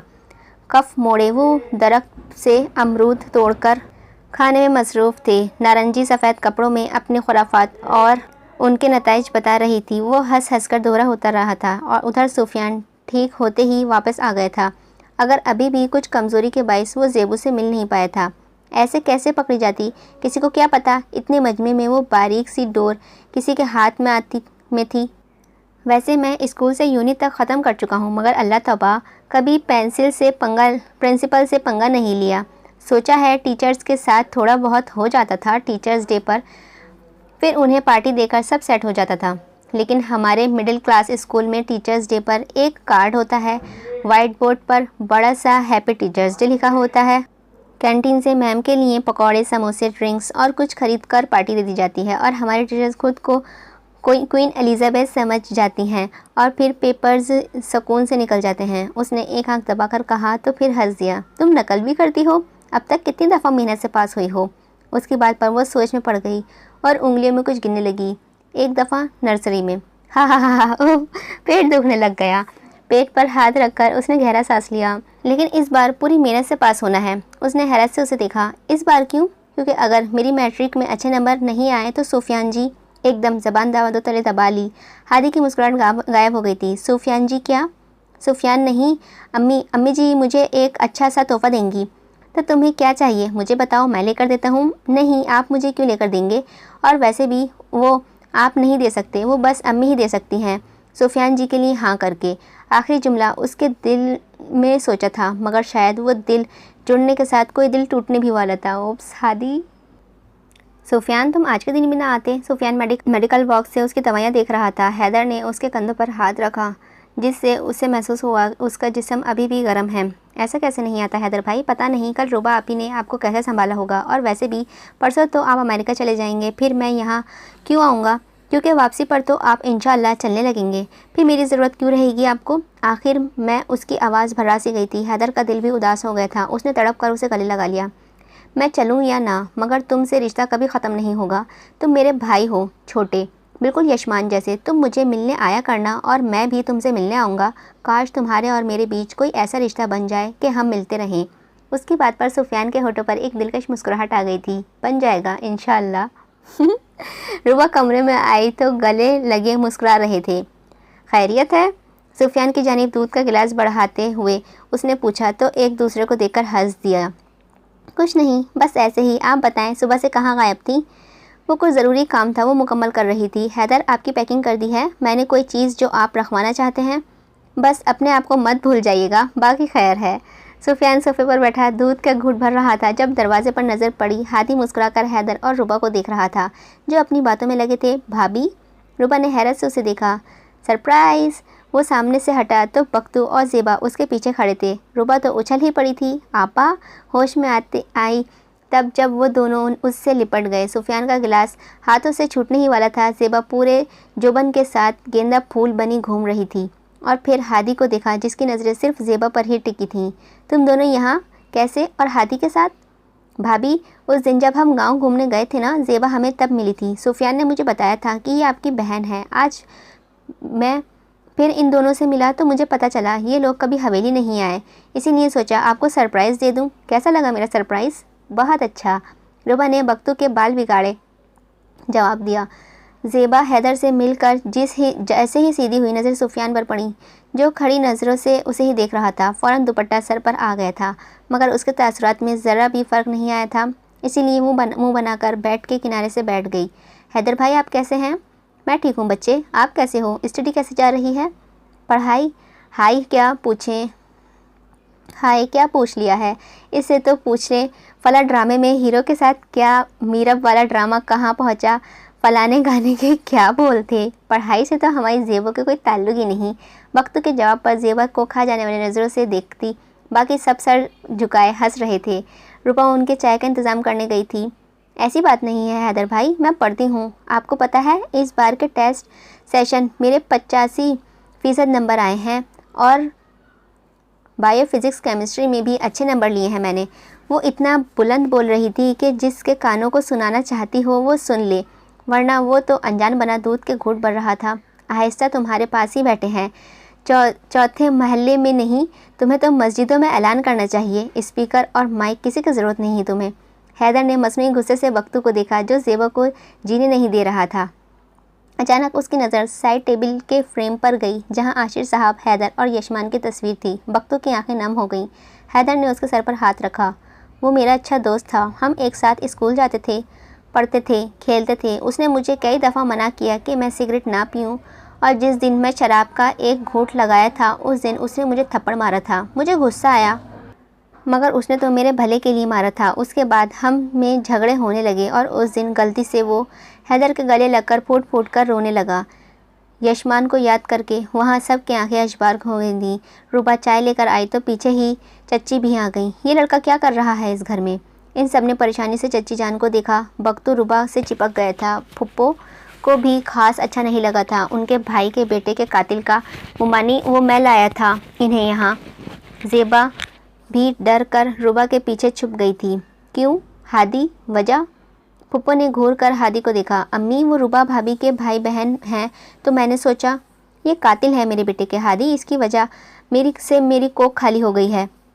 इसकी वजह से हमें इस लड़की को बर्दाश्त करना पड़ रहा है। रूबा ने सदमे से चच्ची जान को देखा। हैदर खुद शौक रह गया था। रूबा की आंखें आंसू से भर गई थी। सुफियान का दिल रोती ज़ेबा को देखकर बेचैन हो गया था। हैदर ने गुस्से में मुट्ठी बंद की। निकालो इसे बाहर, अभी के अभी। वो बख्तू की जानिब बढ़े तो मजीद रूबा के पीछे छुप गया। बस चच्ची। हैदर की आवाज़ पर सब ने उसकी जानिब देखा, जो गुस्से से उन सबको देख रहा था। बस, अब और कुछ नहीं। और रुबाइशा के बारे में तो बिल्कुल नहीं। और कौन सा कातिल? अगर भूल रही हैं तो मैं आपको याद दिला दूं, आप इस कत्ल के लिए बख्तू को माफ़ कर चुकी हैं। और सुलह की निशानी यह है जिसका फ़ैसला आपके साथ। चच्ची, मैं जानता हूँ चाचा ने आपकी वजह से ये फ़ैसला किया था। रुबा मेरी बीवी है और अगर ये लोग इस वक्त मेरे कमरे में हैं तो प्लीज़ चच्ची चली जाइए यहाँ से। मैं हाथ जोड़ता हूँ, मैं आपके साथ कोई बदतमीज़ी नहीं करना चाहता। रुबा ने तड़प कर उसके जोड़े हाथों को देखा। चच्ची जान चंद लम्हे गुस्से से घूर कर चली गई। सुफियान, ज़ेबा और बख्तू को अभी ना उनके घर छोड़कर आओ। अज़बात में सर हिलाकर बाहर निकला तो ज़ेबा और बख्तू रोते पीछे ही निकल गए थे। हादी ने तड़प कर ज़ेबा को देखा, जो उसे देख भी नहीं रही थी। सॉरी हैदर भाई, मुझे नहीं पता था मुमानी का रद्द-ए-अमल इतना शदीद होगा। सॉरी भाभी। हादी, कुछ फ़ैसले बड़ों की इजाज़त के साथ करना भी सीखो, तब शायद ये गलतियाँ ना हो। चच्ची ने बेटा खोया है, हम समझते हैं कि वो एक हादसा था, मगर एक माँ नहीं समझ पा रही। तुमने गलती की, जाओ यहाँ से। सॉरी हैदर भाई, तुम्हारी वजह से रुबा रोई है। हादी, चले जाओ। वो सर झुकाए चुपचाप चला गया। रुबा अभी भी खामोश खड़ी थी। हैदर ने उसका हाथ पकड़कर बेड से बिठाया, तब भी उसने उसे नहीं देखा। चच्ची की बात के लिए मैं आपसे माफ़ी मांगता हूँ। I am sorry. उसने नम आँखों से मुस्कुराकर हैदर को देखा। मुझे बुरा नहीं लगा, उनके के गम बहुत बड़ा है, कोई उसका मदावा नहीं कर सकता, इसीलिए कोई बात नहीं। मुझे बस बख्तावर के लिए परेशानी हो रही है, वो सहम न जाए इसीलिए डर लग रहा है। मैं इसीलिए बहुत कम जाती हूँ, उन्हें यहाँ नहीं बुलाती। उनके जहन कच्चे हैं, कोई बात बैठ जाएगी तो नस्लों में मुंतकिल हो जाएगी। बिला वजह की खनक जन्म ले लेगी। चाहती हूँ अमन रहे, इसीलिए उसने नरमी से उसका हाथ दबाया। मैं भी। सुफियान बाइक पर उन दोनों को घर छोड़ने आया था। बख्तू तो डर से पहले ही अंदर भाग गई। गली में कोई नहीं था। ज़ेबा जाने लगी तो उसने हाथ पकड़कर अपनी जानिब खींचा और कड़े तेवरों से उसे देखा। हादी के साथ क्या कर रही थी?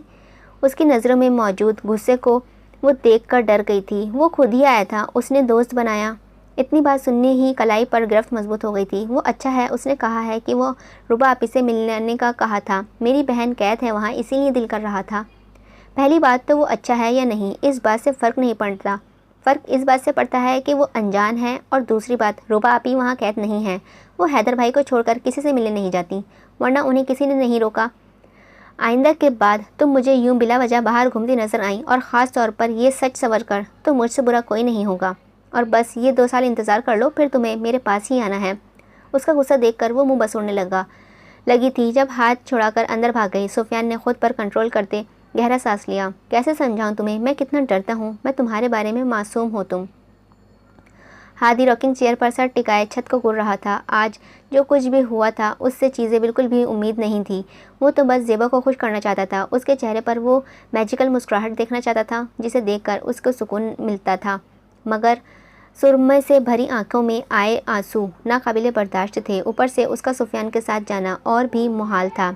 मैं नहीं जानता ये मोहब्बत है या नहीं, पर मुझे अच्छा लगता है उससे मिलना, उसे देखना। उसकी मुस्कुराहट अच्छी लगती थी, उसके आंसू तकलीफ़ देते हैं, उसकी मासूमियत हर चीज़ से कीमती है। अचानक जेब टूटने पर अलग काला धागा बरामद हुआ, जो कुएं की मुंडेर टटोलने पर काला धागा बरामद हुआ जो कुएं के मुंडेर पर उतरते पैर से खुलकर नीचे गिर गया था। तो उसने जेब में रख लिया, मुट्ठी बंद करके हाथ दिल पर रख लिया। मेरी मंजिलों का पता क्या हो, हमें तो रास्ते की रुकावटों से इश्क है। दोपहर वाले वाक़े के बाद गहरी खामोशी छा गई थी। बज़ाहिर वो खुद को नॉर्मल दिखा रही थी, मगर अंदर से वो भी बच्चों के लिए परेशान थी। सोफ़े पर लेटी वो न जाने किन किन ख्यालों को जहन से झटकने में नाकाम हो रही थी। रुबा जी हैदर, चेहरे पर मसनूई मुस्कुराहट सजाए वो उसकी जानिब आई। उसने बैठने का इशारा किया। आप अभी भी परेशान हैं? नहीं हैदर, मैं ठीक हूँ। ठीक होती तो ये कभी नहीं भूलती कि मेरी टांगों के नीचे कुशन्स रखती हैं, वो निकलने भी हैं। ओह सॉरी, मैं अभी निकाल देती हूँ। वो उठने लगी तो उसने फिर रोक दिया। देखा, आप इतनी परेशान हैं कि आपको ये याद ही नहीं कि आप कभी कुशन्स रखती ही नहीं थी। तो निकालेंगी कैसे? सच सच बताएं, क्या हुआ है? कौन सी बात इतना परेशान कर रही है आपको? आप सच कह रहे हैं, मैं बहुत परेशान हूँ। मैंने आज ही तो समझाया था कि बख्तू के लिए नहीं, सकीना के लिए। हैदर ने हैरत से उसे देखा। सकीना के लिए? सकीना को क्या हुआ? सकीना के लिए रिश्ता आया है और वो लड़का कोई और नहीं, आपका दोस्त जीशान है। व्हाट? उसके मुंह से दबी सी चीख निकली थी। जी, आज शाम को ही पता चला है मुझे। खुद शदीद हैरत हो रही मुझे खुद शदीद हैरत हो रही है, बल्कि सभी हैरान हैं। और सकीना ने क्या जवाब दिया? वो पिछले आधे घंटे से फ़ोन में मौजूद जीशान की तस्वीर को घूर रही थी। आज शाम को जब मामू ने फ़ोन आया था, उन्होंने रिश्ते के बारे में बताया। तस्वीरें जब भेजी गई तो देखते ही सबके तोते उड़ गए थे। और सबसे बुरा हाल तो सकीना का था, जो इंसान उसने एक आँख नहीं बांधा था, उसने उसके लिए रिश्ता भेज दिया। बारहा पूछे जाने पर एक ही जवाब आया कि लड़के ने लड़की की तस्वीर देखने के बाद ही हाँ की है। बात कुछ भी समझ में नहीं आ रही थी कि अचानक फ़ोन के शोर ने खामोशी तोड़ दी। गैर शनासा नंबर स्क्रीन पर जगमगा रहा था। हेलो? मत घूरो मुझे, ऐसे नज़र लगानी है? उसने हैरत से फ़ोन की स्क्रीन को देखा। कौन? वही जिसकी तस्वीर खोले बैठी हो। समझे आती है उसके 14 तबाक रोशन हो गए थे। तुम्हारे पास मेरा नंबर कहाँ से आया? भाई रिश्ता भेजा है और मैं मेजर हूँ, तुम्हारा नंबर हासिल करना कोई मुश्किल काम नहीं। वैसे कैसे लगी मेरी तस्वीर? पूरे 28 मिनट लगे मुझे गैलरी खंगाल कर ये तस्वीर निकालने में। देखें, अगर तो ये आपका मजाक है तो इंतहाई घटिया मजाक है, लेकिन अगर सच है तो ये क्या हरकत है? मजाक करना मेरी आदत नहीं और ना ही धमकी देने में सीधा करके देखता हूँ। जो मैं कर चुका हूँ, आपको कुछ भी कहने से पहले महरम बनाने का फ़ैसला किया है मैंने। ये मजाक लगता है आपको? देखें, हम दोनों एक दूसरे को बिल्कुल पसंद नहीं करते, तो फिर इस रिश्ते की वजह आप नहीं करती, मैं तो करता हूँ। एक्चुअली उस दिन जिस दिन हैदर को सब पता चला था, उस दिन मुझे आपकी हालत पर बेहद तरस आया था, ख़ास तौर पर जब आपके पैर पर चोट लग गई थी। I feel bad. पर फिर आप तो मेरी सोच पर गालिबन आ गई थी। मुझे आपकी हरकतें, बातें सब याद आने लगा। फिर अम्मी ने शादी का कह दिया, लड़कियों की तस्वीर दिखानी शुरू कर दी, तो उनमें से मुझे आप पर भी नज़र आ गई। पहले मुझे लगा मेरा वहम है, फिर 4 बार आंखें मलने के बावजूद भी वो आप ही थी, तो मैंने आपको सिलेक्ट करके रिश्ता भेज दिया। सकीना हैरत से उसकी बातें सुन रही थी, जिसके चेहरे पर मुनाफिकत की हंसी थी, मगर वो सकीना थोड़ी देख सकती थी। काफ़ी देर खामोशी पर जीशान ने फ़ोन की स्क्रीन देखी। कॉल तो नहीं काटी? आप जिंदा हैं ना? मुझे तो कोमा में ही भेज दिया था आपने। खैर, मैं इस रिश्ते के लिए हाँ नहीं कर रही। ले, वजह? उसके माथे पर बल आ गए थे। वजह जिसे मालूम नहीं, आपको हैदर के साबका मंगेतर हूँ और आप उसके सबसे अच्छे दोस्त। आपको शर्म नहीं आई? नहीं, मुझे बस इतना नज़र आया कि आप एक लड़की हैं और मैं एक लड़का। मुझे एक अच्छी लगी, मैंने रिश्ता भेज दिया, पुरानी बातें भूल कर। और जीशान ने कान फ़ोन से हटाकर देखा तो हैदर की कॉल आ रही थी। मैं भी कहूँ, ये अभी तक पहुँचा क्यों नहीं? अगर फ़िलहाल सॉरी यारा, मुझे इसे कन्विंस करना है। इग्नोर करके फिर उसे मुखातिब हो गया। हाँ, तो मैं कह रहा था, पुरानी बातें भूल कर एक नई शुरुआत करते हैं। वो चंद लम्हे तक फ़ोन को देखती रही, फिर सोचने के लिए वक्त दें। कॉल फ़ौरन ही काट दी गई थी। जीशान ने भी फ़ोन स्विच ऑफ कर दिया। रियली सॉरी हैदर, पर अभी नहीं, बात करेंगे, मगर अभी मूड नहीं बहस का। क्या हुआ, नहीं उठाया? रुबा के सवाल पर उसने फ़ोन बेड पर उछाल दिया। उस बगैरत की आदत है, जब बहस का मूड ना हो तो फ़ोन और कान दोनों बंद कर लेता है। खैर, बाकी सब ने क्या जवाब दिया? आंटी तो खुश हैं, आशिर अंकल थोड़े शौक हैं, मगर आंटी उन्हें मना ही लेंगी। हैदर, आपको बुरा तो नहीं लगा? उसके हाथ पर हाथ रखने उसने फ़िक्रमंदी से पूछा, जिस पर वो उसे देखने लगा। मेरे दिल में सकीना के लिए कुछ नहीं है, तो मुझे बुरा क्यों लगेगा? मुझे बस इस बात की समझ नहीं आ रही कि जीशान ने फ़ैसला क्यों लिया। कहीं वो मेरा बदला तो नहीं लेना चाहता, या शायद उसे सच में सकीना पसंद आ गई हो, या फिर वो कुछ और। उसने रुबा को देखा तो वो दिलकश मुस्कुराहट से उसे देख रही थी। क्या हुआ? आप उलझे उलझे भी कितने प्यारे लगते हैं। उसने मुस्कुराकर अपना सर सीने से रखा। मुझे कभी समझ नहीं आएगी मुझे आपसे मोहब्बत कब हुई, तब जब आपको छोड़कर गई थी, या तब जब मैं अपनी गलती का कफ़ारा करने आई थी, या शायद तब जब आप मेरी बातें नहीं टालते, या शायद जब आप गुस्सा करते हैं या मुस्कुराते हैं या कंफ्यूज होते हैं। मुझे सच में समझ नहीं आती कब हो गई, मगर हो गई। वो एकदम उससे अलग हुई। हैदर सवाली निगाहों से उसे देखने लगा। उसने उसका हाथ अपने दिल के मुकाम पर रख दिया। देखें जब भी आपके करीब आती हूँ कैसे पागल सा हो जाता है। फिर उसके दिल पर हाथ रखा, मगर आपका नहीं होता। क्यों, आप मुझसे प्यार नहीं करते? ये भी पागलों की तरह धड़कता, लेकिन तब नहीं जब तुम करीब होती हो, जब जब तुम दूर जाती हो, जब तुम नाराज़ होती हो पागल हो जाता है, लेकिन जब तुम करीब होती हो तो तभी तो सुकून मिलता है इसे। तब मुंतशिर नहीं होता, इसीलिए अपनी धीमी लय पर धड़कता है। वो चंद लम्हे तो उसे देखती रही, फिर गहरी मुस्कुरा दी। इंतज़ार रहेगा किस बात का? हैदर ने सवालिया निगाहों से उसे देखा। जब आप मुझसे इजहार करेंगे अपनी मोहब्बत का। लेकिन आपके तो हर अमल में आपकी मोहब्बत नज़र आती है। उसने संजीदगी से इस बात में सर हिलाया। मगर फिर भी कहीं कमी रह जाती है। हैदर ने हैरत से उसका हाथ थामा। ऐसा क्यों लगा? क्योंकि आप मुझ पर हक जताते ही नहीं। इल्तिजा सा लहजा होता है, तब लगता है शायद कमी है जो अपना हक नहीं जताते। हैदर ने मोहब्बत से उसके गाल पर हाथ रखा। जताऊंगा, सारे हक जताऊंगा, मगर सही वक्त आने पर, अभी नहीं। उसकी बात पर वो खामोशी से सर झुका गई। जल्दी आ जाएं। आगे का नावल कंटिन्यू रहेगा। उम्मीद है आपको ये नावल पसंद आया होगा। अगर पसंद आया हो तो प्लीज़ लाइक कीजिएगा और मेरे चैनल को सब्सक्राइब कीजिएगा। मिलते हैं इस नावल के नेक्स्ट पार्ट के साथ। जब तक के लिए अपना ध्यान रखिएगा और मुझे अपनी दुआओं में याद रखिएगा। अल्लाह हाफ़िज़।